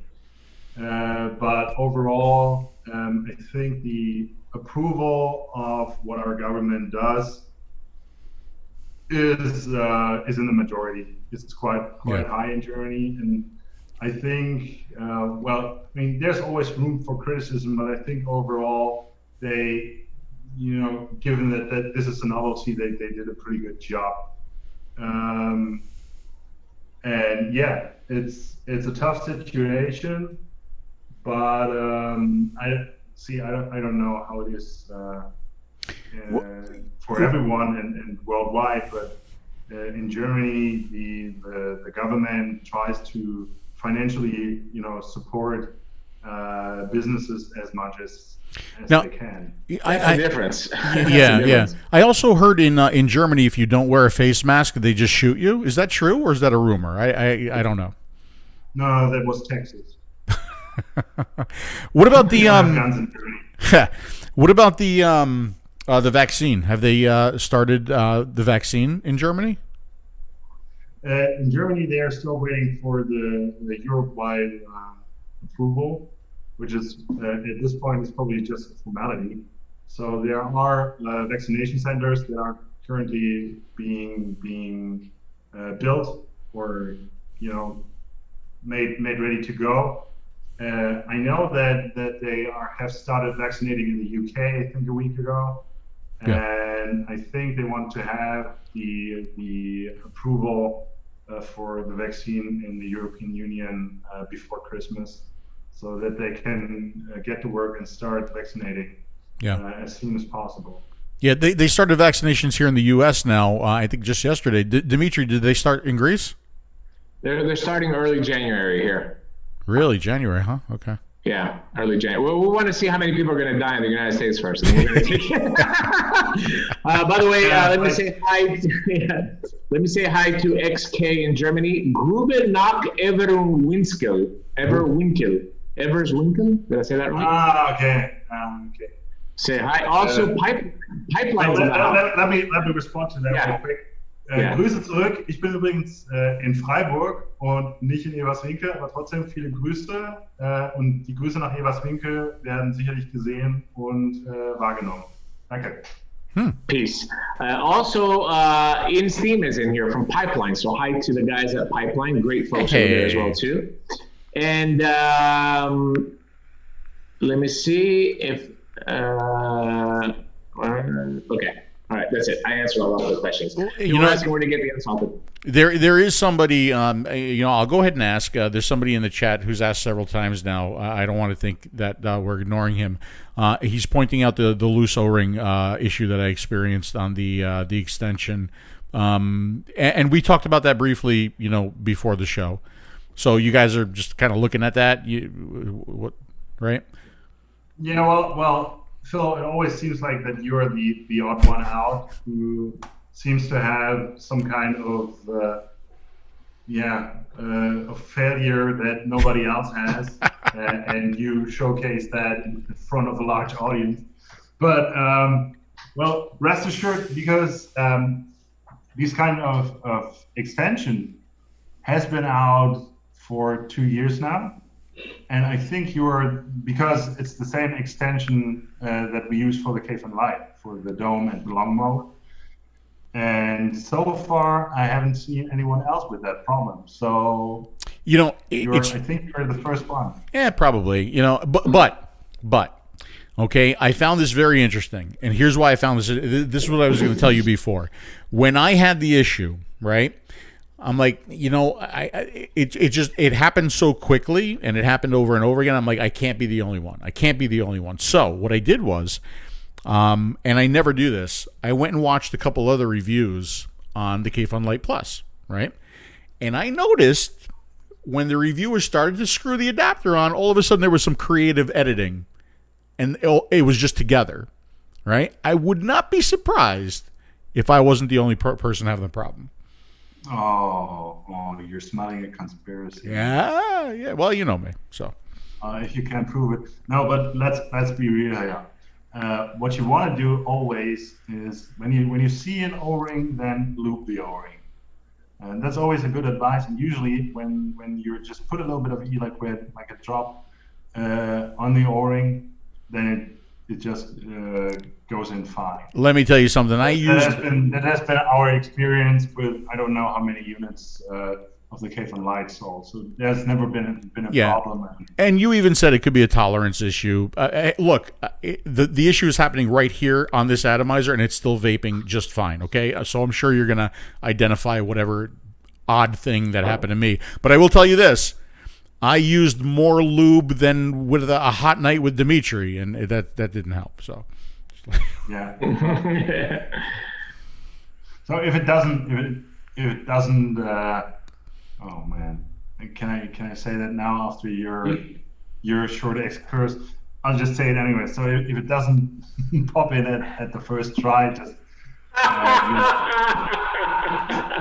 Yeah, Phil has experience with that. It's just it's just something you have to work on it. Well, I even made the back off a little bit and screw in again, and then you will be fine. Yeah, okay. But I even said to Flo, I said, the story of my life. I put something around my shaft and it's too loose. Fucking happens over and over again. I just can't win. All the time. Even my hand was too loose. It was cold in that room. I give you that. Let's circle back a little bit to how many Kayfuns are there out there? That was another question that I saw a little bit earlier. In total, right now. Like right now? Yeah. What you could buy right now? Well, I guess that's a two-part question. What can you buy right now as far as Kayfuns that are on the market right now? But how many Kayfuns in total? Like somebody asked me the other day. This is true. It wasn't the other day. Maybe it was like 2 months ago. They told me I have a Kayfun and I don't know which Kayfun it is. Like they were asking me a question about it. And I was like, well, which Kayfun do you have? And he's like, I don't know. So how many Kayfuns have there been in total, and how many are right now that people can buy? Yeah, well, actually, it's funny that you say that. Sergey is currently working on like a 3D rendering of all iterations of Kayfuns we've ever had. So that's all colors, all tank configurations, all sizes, and it looks a bit like Star Wars, where you just see this endless field of stormtroopers lined up. Yeah. But if we narrow it down just to like an atomizer series, and we disregard 24 and 22 millimeters and like the different colors, somewhere around, I want to say 15, 20 maybe, something like that. I mean, we could try to count them. If we were to go by only commercially available, and we had the Kayfun 2 and the Kayfun Mini V2, we had the V3, we had the 3.1, we had the Mini 2.1, we had the Light Plus, we had the Kayfun 4, Kayfun 5, Kayfun Mini V3, that's 10. Kayfun Prime, and we are not counting special editions. Kayfun Light, Kayfun Light Plus, Kayfun 5 Squared. That's 14. That's close enough. Can I ask you a serious question? You know, we have the Zenith 2 coming out. Would you be offended if we called it the Zenith Prime? I think you would have to talk to Amazon about that. Oh, Amazon, that's a good point. Yeah, very, very good. Yeah. So, well, everybody's coming after us. Honestly, we looked that up to see whether or not Prime was a protected trademark. Zenith Prime is a good name, man. I just think it's a really good name. How about we just say that Zenith Square 2? That name has two meanings, and it's with a little bit of a nod towards you guys, because you shut down the Kayfun 5 so hard that we said, okay, we gotta get back to our roots. So we gotta get back to the original. What the Kayfun was originally. Yeah. And so this is what Prime meant to us, and then naturally as our flagship atomizer, our flagship MTL atomizer, then of course Prime with the logo, with the one. Yeah. That's a double meaning. So I think Phil, what he's trying to say, Phil and Dimitri are prime meat, so we should call it Kayfun Prime. Yeah. Makes sense to me. Makes sense. Yeah. I agree with that. So, speaking of, the Prime, what's next for? And I don't know if there's anything that you can talk about, because there is something that we talked about before the show, and I don't know what you can mention, but what's next for SvoëMesto and for Kayfun? That's always a really, really difficult question for me, because it's always hard to say when something is actually ready to be released. But as you can see now, we are slowly starting to step away from the Kayfun 5 kind of technology and moving on towards like a new generation. And we are working on something that will eventually someday be released when it's ready. And I think that many people will be pretty excited about. And so basically you can't tell us anything. That's basically what you're saying. That's kind of what he's saying, yeah. A couple more questions came out in a comment. This comment is from the Shamrock. Yeah, please, obviously. Please make a big deal out of that comment. I'll go ahead and go full screen on you. Go ahead, please read the comment. Go ahead. The Shamrock is a man, by the way. I just want to put that before I met. It's okay. Phil, the most down-to-earth and influential vape content creator out there. Thanks for all the amazing work over the years, old man. Oh, just man. I'm sorry. I can't see very well. I appreciate that. Can you also read his next comment? Can you read his second comment there, please, too, as well? He said that I once emailed 𝗵𝗵𝗀 and asked him if he would be willing to do a Google Hangout with some vape buddies, and he showed up and chatted and answered questions for like an hour. What a great guy! You know what? I totally agree. I really, seriously, I agree. A really great guy. Thank you, though. I appreciate that. He's so down to earth. Yeah, right. This is a serious question for you, Flo. This is from Michael Putman. Hi, Flo. Have you ever considered posting a printable 1-to-1 scale for O-rings on your site? For the prime and the more complicated, it would be most helpful for a replacement. Thanks. Love what you do. Okay. It's an interesting idea. I will write that down. Oh, look at that. Putman just gave him an idea that he's actually writing down. Michael, good job, buddy. I love questions like that actually make the brain trigger. Let me see here. I think I missed. Somebody's bringing up the clone discussion, and we've beat this around the bush. And I mean, we've talked about this in the past as well too. But I mean, if you want to touch on it briefly. I can't think of another atomizer that has been cloned, more than the Kayfun. I mean, in longevity, if you want to put it, scale of 8 to 9 years. But I mean, I'll let you take a swing at it.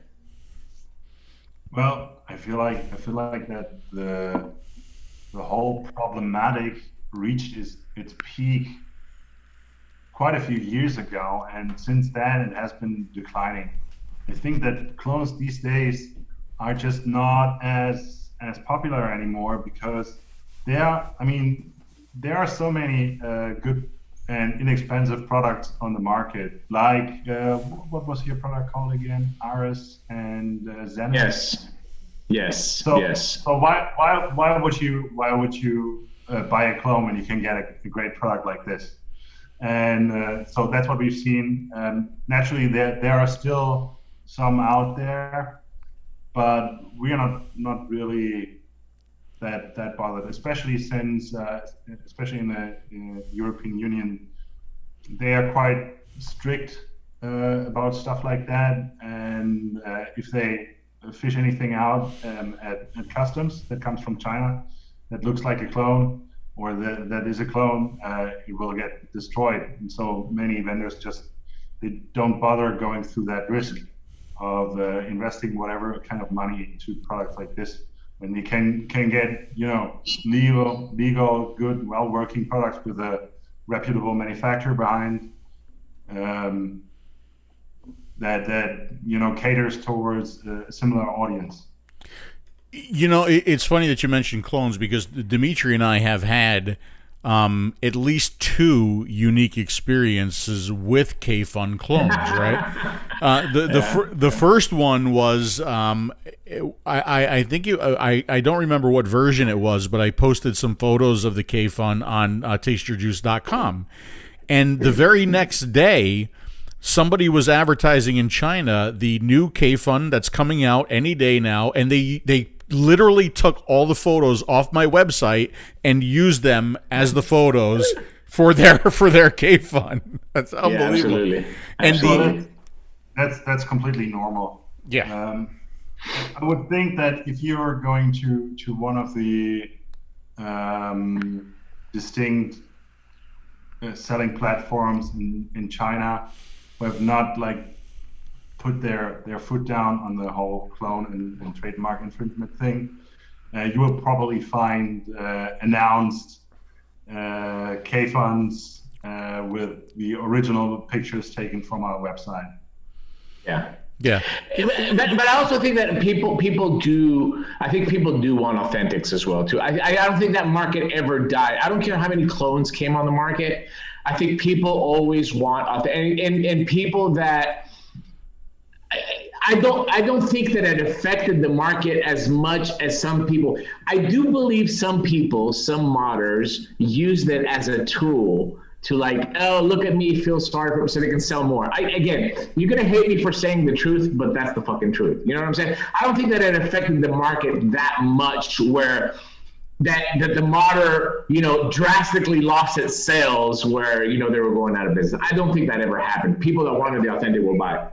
I think that people who are in the market for a certain kind of product, be it a Kayfun or be it an iPhone. I mean, you can readily buy an iPhone clone right now, and it will come up with some kind of system that looks like iOS but isn't. And people who are in the market for these kinds of products, they are looking for a certain kind of experience. And I think they're also looking for a product where a manufacturer is behind there that actually supports their customers and that takes care of any kind of concerns as well as we can. Sometimes a little bit difficult when it's over large distances, and there are some problematic customs regulations involved. But usually we can solve any problem. And this is also something that you're purchasing for the money. I said before that Dimitri and I've had two experiences with the clones. The other one was when we were taken to in China to a company that was known for producing clones, and sure enough, what were they making? They were making Kayfuns. I don't remember. Again, I don't remember what version it was, but there they were. I remember exactly which one it was. It was a Kayfun Prime. Okay.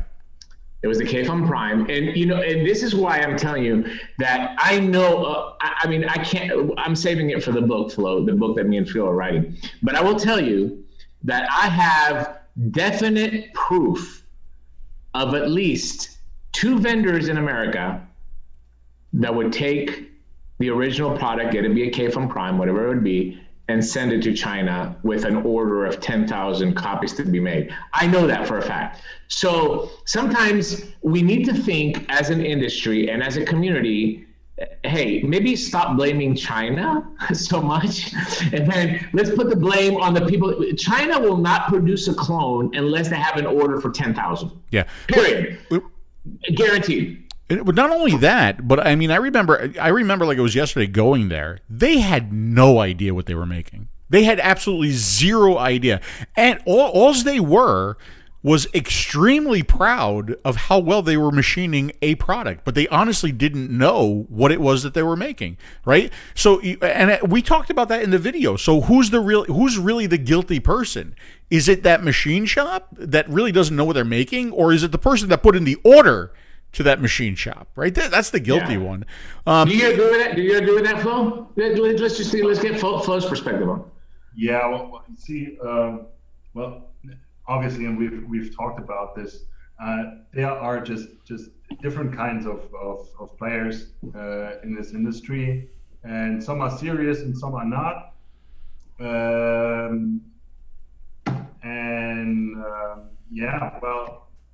I don't know what to say about someone who just takes an original product where so much work and R&D has gone into and just sends it out to China and has copies made of it. I mean, I think we can all think our part.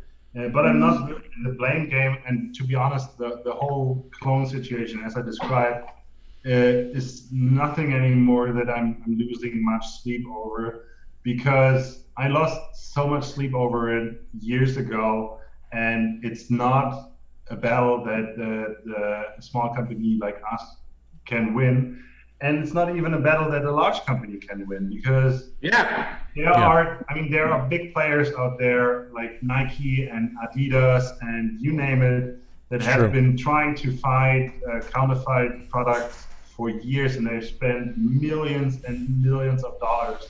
And it's like a hydra. You cut off one head, and absolutely a couple of new ones just start reappearing. So at the end, if you're fighting, or if you're trying to fight this battle, you're just losing sleep and resources over it that could be just better invested into actually creating something. Yeah. I totally agree. We just had the same experience with fuel. I mean, our tank was copied by a big company, eLeaf. But again, our tank was on the market 3 years, whatever. It got copied. And I told Phil, I was like, whatever, we're coming up with a new version now. Who the fuck cares?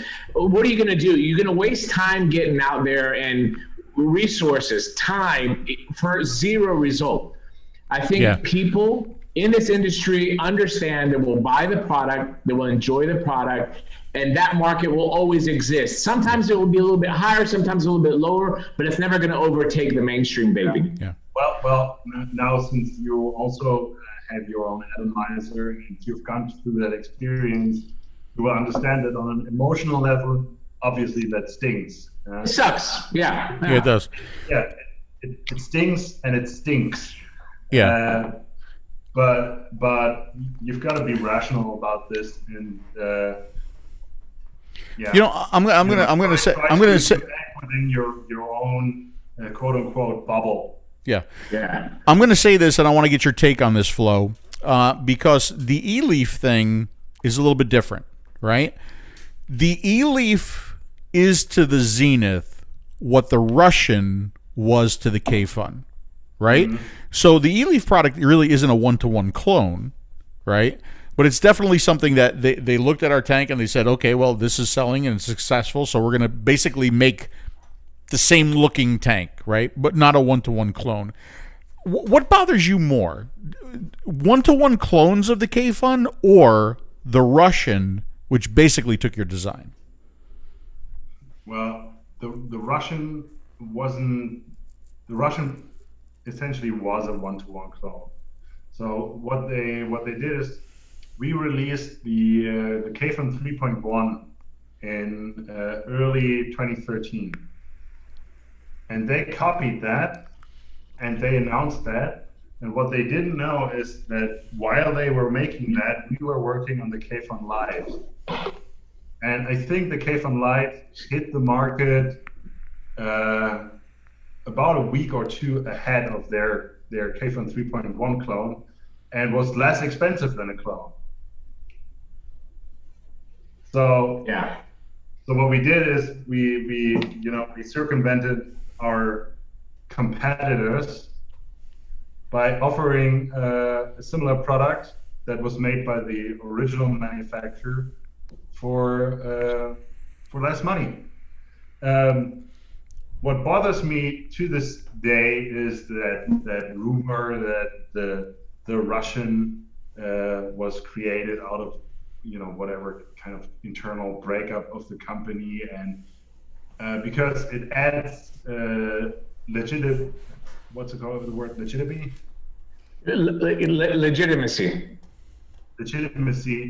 to that product, which it doesn't deserve, right? Yeah. It's a clone. The end. They just they took the Kayfun 3.1 and sent it to China and had copies made with a different label on top. That's it. I think there's also a difference, and I want to get your take on this and Dimitri's take on this too. There's going to be a difference between a Kayfun clone and we'll say a Zenith clone. Here's why, right? Because in some cases, the Kayfun clone is going to work in your advantage, because it's going to give people an opportunity who always wanted to try a Kayfun, but they were like, I don't know if I want to invest that money until I know I like it, right? So they get the clone, they like it, now they buy an authentic, right? Now with a tank like the Zenith or the Aries, it's not like they're saving, money trying to try the product and then buy the authentic. It's the same goddamn price or virtually the same, right? So I think it's a little bit different for, a high-end clone versus, like one of our clones, right? Yeah, I think the clones probably hit you harder than us, especially since I don't feel like that the overlap between these two market demographics is so much. So the people that will buy an original for, let's say, 120 euros, and in a clone which is, I don't know, 30 or 40 euros, right? I don't see that much of an overlap. Yeah. While the price difference between I don't know, Zenith and the knockoff version is probably not that much. So you are more in actual competition with your own knockoff. Yeah.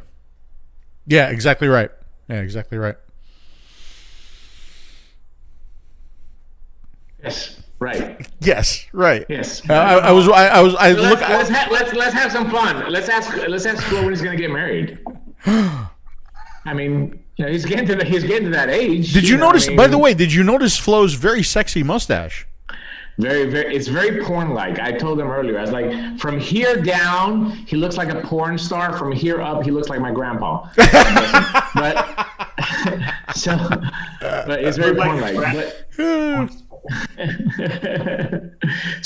But yeah, when are you gonna get married, Flo? I mean, you're getting up to that age. I'm still lagging the right girl for that. Trying to find the right one. But you're not gonna find her on Tinder. So you gotta stay off Tinder. You're not gonna find her on Tinder, buddy. I hate to tell you. Oh shit! I knew something. And you're laying the Mac down at the shows and everything. You can't even do that anymore. There's no shows. It's tough. Yeah, exactly. I mean, dating in times of Corona.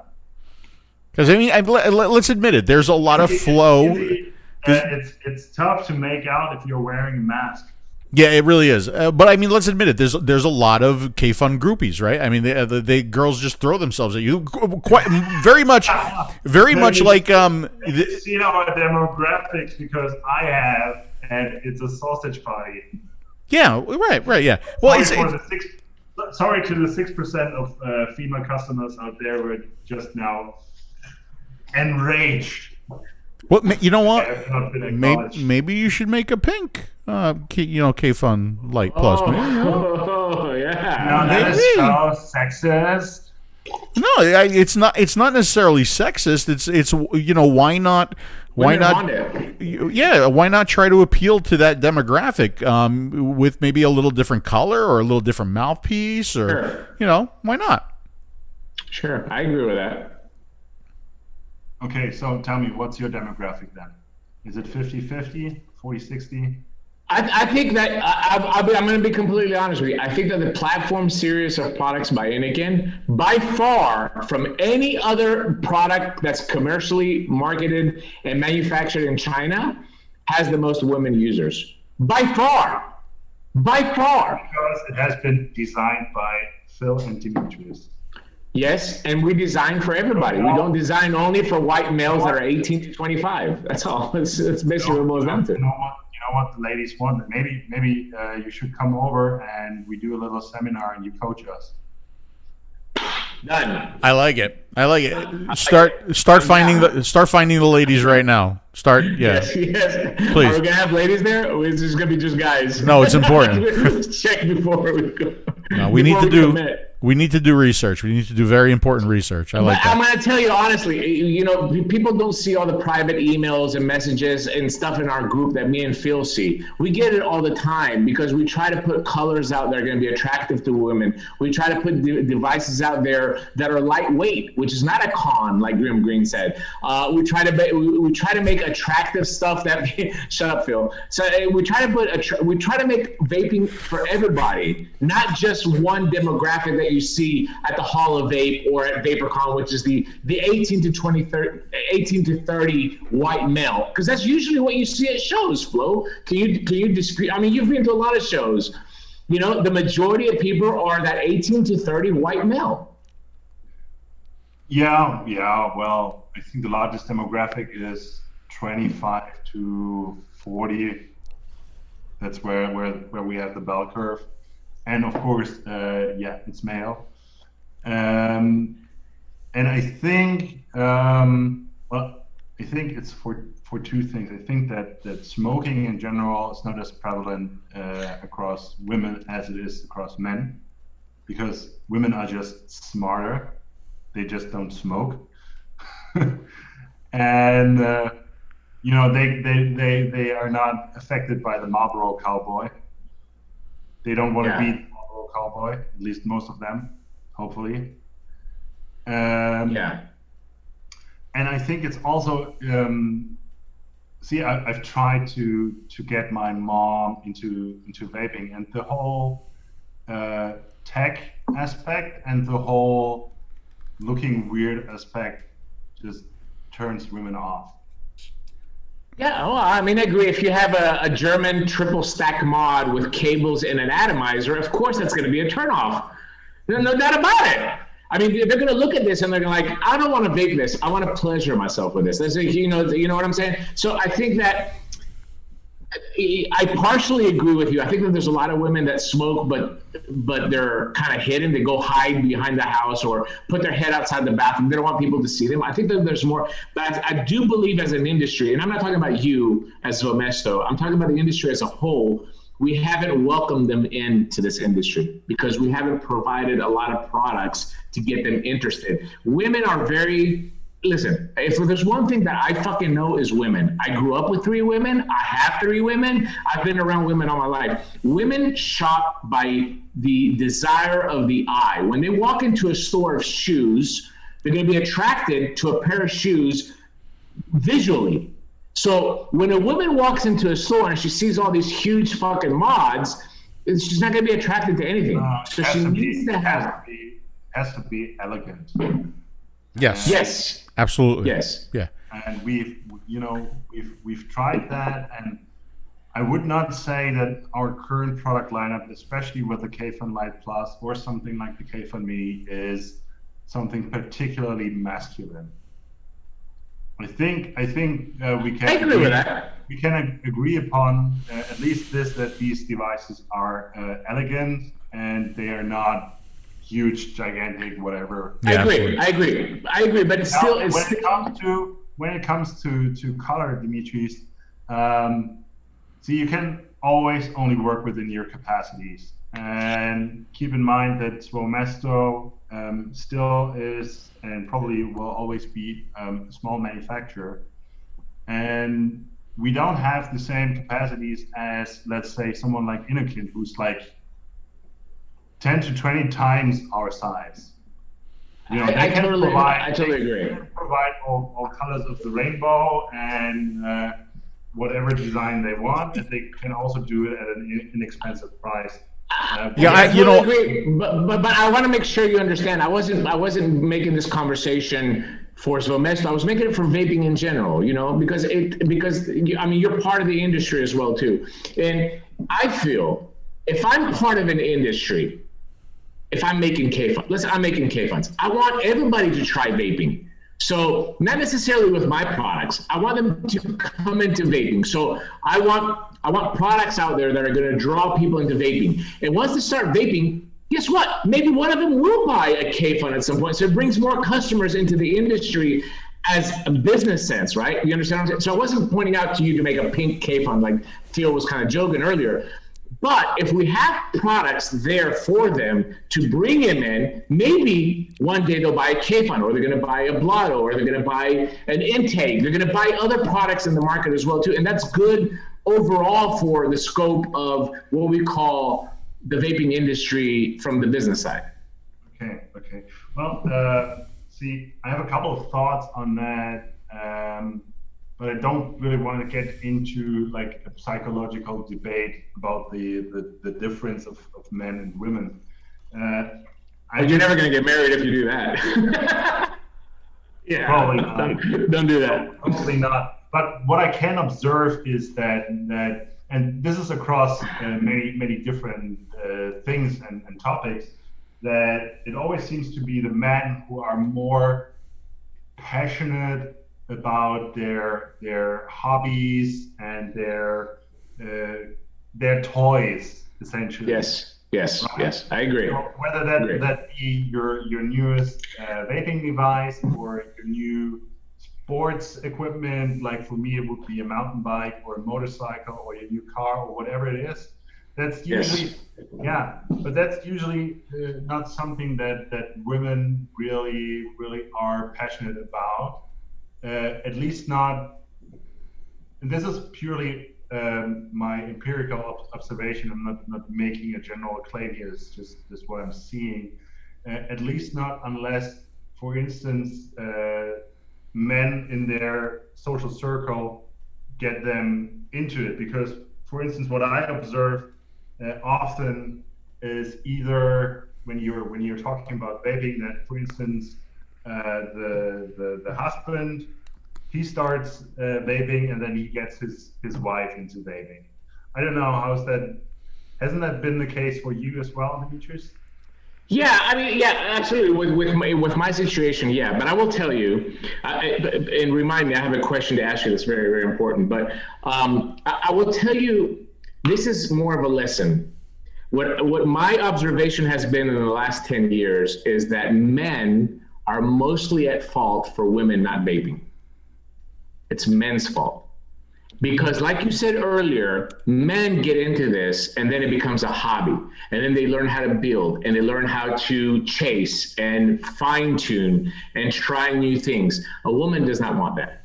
A woman does not want that. So what happens a lot of the time, I have seen this in my shops in Greece where couples come in, I have seen this so many times.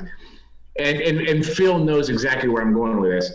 Most of the time what happens is, if a man is vaping and he tries to get his woman, get it be a girlfriend, get it be his wife, get it be his mistress, what happens is he tries to get her to vape like him.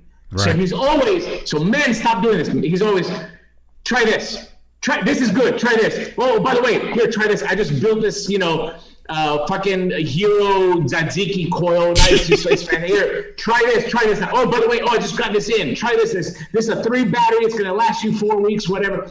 And women don't want that. Women want something that you're going to pick up. You're going to put your liquid in. You're going to vape. And you're going to stay off cigarettes.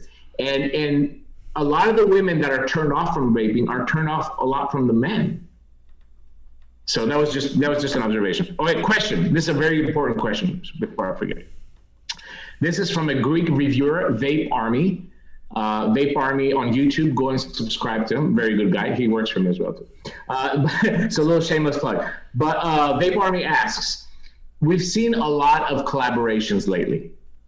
We've seen collaborations between Kayfun and Aspire. We've seen collaborations with No Name Mods with other companies. We've seen collaborations with Doc. We've seen some of these modders where 3 years ago, this would never happen. It was a huge taboo for a modder to work with a Chinese company. In the last year and a half, we've seen a lot of those collaborations.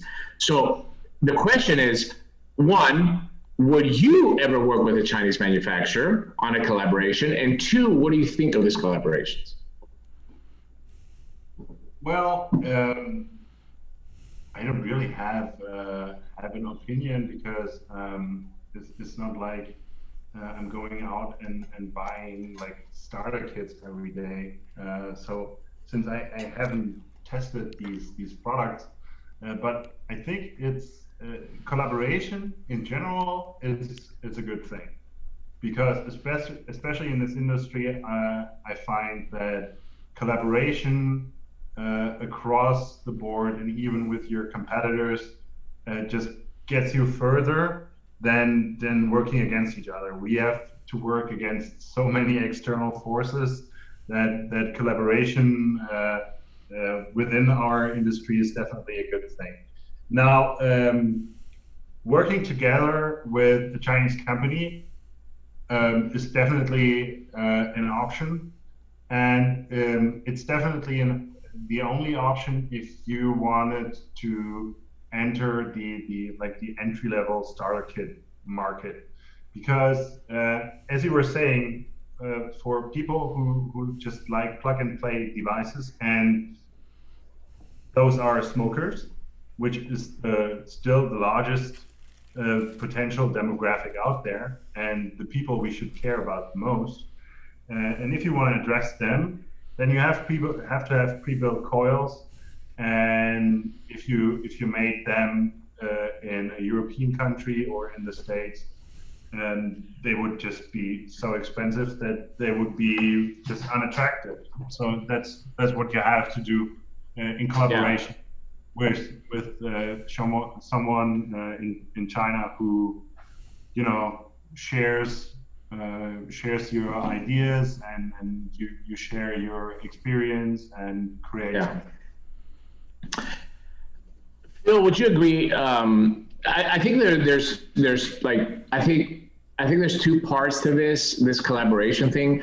I think you have, I had a discussion with Vasilis from 𝗔 one day, and he said, look, I'm making an atomizer and I'm using these parts, and this is going to cost this much. There's nothing that I can do about it. But I think that a lot of the modders have some really good ideas that they simply financially can't implement in their designs, right? So you can come up with a brilliant idea, and then you start drawing it out, and then you start calculating the cost, and you're like, oh, this is a great idea, but it's going to cost 300 euros. Nobody's going to buy it. I don't see anything wrong with taking this idea to a Chinese company and said, okay, let's make this product, mass produce it. We're going to get it out there to 100,000 people, 200,000 people, and have your name behind it. Make a little bit of money, because this is a business. You have to make money, but also provide something that can help people quit smoking, or something that's going to continue people to stay off cigarettes, or something that's going to get people interested in vaping in a less expensive form. Am I right, Phil? Yeah, no, absolutely. As a matter of fact, I even said that in a video just not too long ago. I said, you know what? Good machining is good machining. I don't care if it's China or Russia or Germany or Dimitri's basement. I mean, it's all about the machining. It's about the quality control. But yeah, I mean, if that makes it possible for a company to get a product out there, why not? A couple other things here too that I want to mention. Dimitri said before that I was joking. Hey, I'm not joking. Look here, Flo. Listen, pay attention now. Here, okay. Pink, right? All pink. Crystals on the base. Crystals on the base, and in the back. I'm not done yet. On the back, okay. A little photo of Dimitri in his underwear. Oh my God. Oh my God. You just sell so many of them. That would sell, right? That would sell. That would sell, right? I have Calvin Klein's on today. That's how we get a 50-50 demographic. Not sure whether it's by the increase in the women or the decrease in the men, but we will get the they might return it after they see Dimitri's photo. Who knows? I really do believe in this. I think there's nothing wrong where 2 years ago was taboo.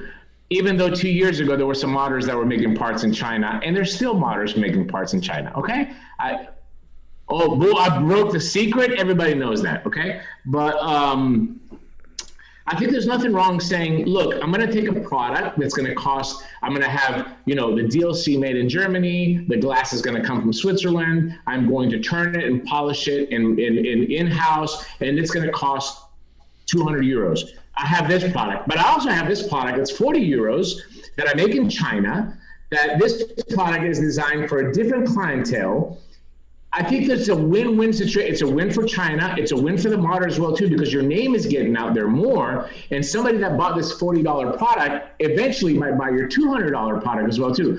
I think that there's absolutely nothing wrong with that. Nothing. Absolutely. If it's done correctly and it's done in a tasteful manner, and both sides are protected, meaning the Chinese and the entity that's collaborating with them. Yeah, I agree with you, Flo. Do you agree with that? Yeah, you're good with that, right? I would generally agree, and I think if you have a reputable partner for such a joint venture,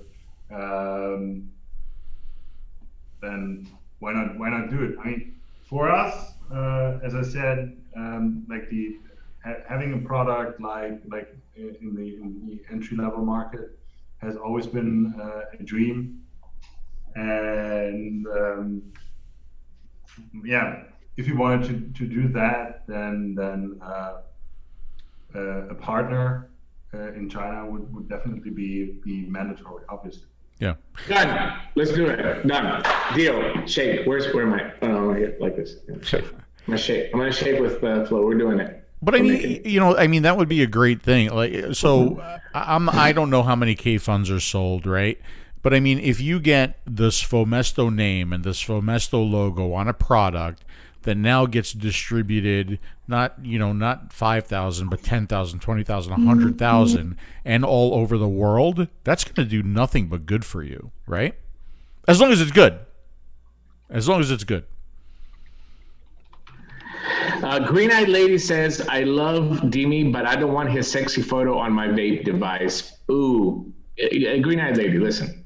First of all, you have never seen me in my underwear. Oh, Phil has multiple times. There's multiple times, so you don't know what you're missing. That's all I'm going to say. You don't know what you're missing. You really don't. I mean, it's what's the word I'm looking for? Breathtaking. Breathtaking. Yeah, breathtaking. That's the word I'm looking for. Before we wrap this up, Flo, I really want to thank you for agreeing to be on the show. I've got a lot of respect for you. I've got a ton of respect for SvoëMesto and for Kayfun, and the way you guys represent and present yourselves as a company. I think it was just the last Hall of Vape, if I remember correctly. It was that one where you had all of your designs in cases with like little crystals and showing, and you had a little area where it was like a history of SvoëMesto and some of the older products, even some of the hardware, like the devices that you guys made. You've always been that level of a company, and I just wish there were more of you out there. So thanks for the company that you've been over the years, and the the products that you've made. Making a German guy blush. Well, I'd like to see you cry, but that's not going to happen. You guys are cold-hearted. There is one more important thing that we need to cover today. Dimitri, you showed me some new shoes that you got the other day, and you're very, very proud of those shoes. I mean, do you have them with you? I'm wearing them right now. I love my shoes. Well, is it possible for you to take one off and show everybody? I mean, can you do that? Take off my shoe and show it? Yeah. I just want to take a look at it. No, I'm just curious about something. Okay. Right. Okay. Yeah. It's all right. I get it. All right. Because I mean, it's an Armani. It's an Armani. I know. It's an EA7. Right. I know it's not the same shoe. Isn't that a good look shoe? It's a very good looking shoe. Wait. Flo, is that a good looking shoe? That's a damn good looking shoe. Thank you, Flo. But see, like with the wide sole and everything, and like I mean, I bought that. No. What? What is that? Look, it's got the wide sole and everything. It's not. No, it's not. All I know is I feel like hold on, wait, please. I'm not done yet. I feel like I can even do this. See, I have the power to do this. I feel like I buy something, right? And I get brutalized for it until, you turn around and you get the same thing. And then all of a sudden, it's okay. I mean, Skechers is the perfect example. You've given me shit now for years about Skechers, and then you go out and buy Skechers. Now all of a sudden I haven't, heard about Skechers anymore. Now you get those shoes, which are kind of similar, the wide sole and everything, to my shoes. I'm telling you, it's only a matter of time. It is only a matter of time before you get yourself a pair of jorts, right? No, that would never happen. I would never wear those shoes. I would never feel. So let me tell you the difference. Well, that is because you don't have sexy legs like I do too. Yes. But let me tell you the difference on the shoe thing. I tried Skechers and they're comfortable. So where do I wear them? When I'm traveling. When I'm in the plane, nobody sees me. I do not wear them out in public. Meaning, when I go out, I'm not going to wear my Skechers shoes to have coffee or have a drink or whatever. I'm going to wear Armani's. I'm going to wear Tommy's. I'm going to wear the shoes the shoe that I just showed you, and the shoe. So basically, the shoe that I just showed you is the Kayfun. The shoe that you just showed me was Ineos Tank. I mean, that's basically that's the difference that we're talking about here. They're not the same thing. They're not. I think everybody can agree. I'll look in the chat. Everybody can agree that shoe you got. Now, I will tell you one thing. When you wear something that's fashionable and I think it looks good on you, you do tell me. Not only do I tell you, I praise you. Yeah, you do. I praise you, and I said, "Look, Phil, I'm not gay, but if I was, I would smash." Right? You look good. Yeah. Right? So I'm only concerned about your appearance and how you look out in public. Wearing Skechers on a flight from America to Greece does not constitute me to be a Skechers wearer. It's just making my feet comfortable because I have to travel 36 hours to get to my fucking country. It makes me feel so good when you say positive comments about what I'm wearing. I don't know if you know that, Yes. but and also I do. like I am at a point in my life now where whenever I go shopping, I'm like, what would Dimitri say about this? I mean, that's good. literally. That's good. It's like not That's not how I like it, not how it fits me. It's like, how will Dimitri feel about this? Right? It's ridiculous. Yes. So I think that Flo can agree. You saw both shoes, Flo, right? What is your professional? I really, really wonder why you're wearing shoes indoors. Is that an American thing?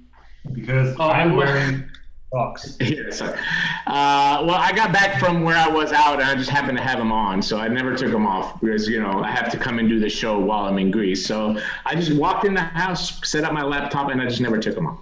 I'm barefoot, Flo. Right. I'm barefoot a lot in Florida now. Yeah. Yeah. Okay, Flo. So we covered it all. We did. We really did. And I did my nice little outro piece praising you guys and how you are as a company. Anything you'd like to add before we go? Me or Flo? No, you want to Flo. hear somebody? Flo. Okay. Can I say something? Yeah, absolutely. Yeah. I want to put a comment from the chat from Frankenmeiser. He says, it was great to put a face to the mysterious flow of SvoëMesto. A genuine pleasure, Mr. Töller. Thank you, and my compliments to the SvoëMesto team. So that's just a very, very nice comment from the chat. And I think a lot of people are very happy to see you come on and put a face behind, seeing you on the forums and the Facebooks and putting all that. My personal closing to this will be not so much vapor related. I think that I'll go back to the friendship as I opened up the show, because we genuinely have built a friendship that goes beyond vape. We have sat down at a table and we have talked about our lives, our kids, or my kids, the kids that you probably have but you don't recognize or know about. We've talked about girlfriends, we've talked about relationships, we've talked about growing up, we've talked about our lives, and that's how I consider somebody as my friend. It's an honor for me to call you my friend, and it was an honor for you to have you here to get DP'd tonight by me and Phil. Yeah, well, thanks so much for having me. I don't really know what to say. It was my pleasure. It was really, really good catching up with you guys. I really missed you, and it was really good talking to you. And I hope we talk soon. We'll hopefully see you in May and the Hall of Vape, if everything goes well and everybody's vaccinated by then. Fingers crossed. Fingers crossed. I would love to be optimistic about that, but unfortunately I'm not. Yeah. I'm not either. Yeah. All right, take it away, Phil. No, that is about it. I agree. I can't. It's not like I don't want to talk again though.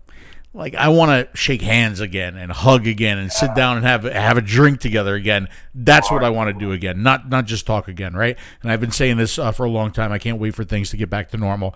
I'm glad you came on the show. I'm glad, and I really like that comment that it's good to put a face to a name. Maybe somebody had like a certain idea of like SvoëMesto and what they are, like angry Germans that don't have a personality or a sense of humor. And Flo is absolutely not that person. That's why we call him a friend. And thanks for joining us. That's it. That is the end. One more thing. I forgot the most important thing of all. Oh my God! As soon as this video shuts down, go on Phil's YouTube channel and watch his Kayfun 2020 review of the lights. 2021. It was very, very. I watched it today in the car. I shouldn't be doing that, but I watched it. It was very, very well done. Very explanatory, as always, as Phil's are. So go over there and give it a look, give it a like, and hope you enjoy it. Oh, I appreciate it. I gotta promote my bitches videos. This is how bad it's gotten, Flo. I have to promote my bitches videos. You know why it's the 2021 Kayfun Light Plus? Why? Because we don't want to have anything to do with 2020. Yeah, I hear you. Well, us either. Trust me. Boy, do I agree with that. Why do I agree with that? All right, guys, I'm going to end the show with the intro because I don't have a really good outro, and then I will click stop streaming. So thank everybody. Thank you all for joining us. I'm not sure if we're going to do a smoker show next Tuesday. We'll see. I'll talk to Dimitri, and that's it. But there will definitely be A few more videos probably this week. I'm going to add a ton more stuff to the stocking, right? The stocking 2020, that is a 2020 contest.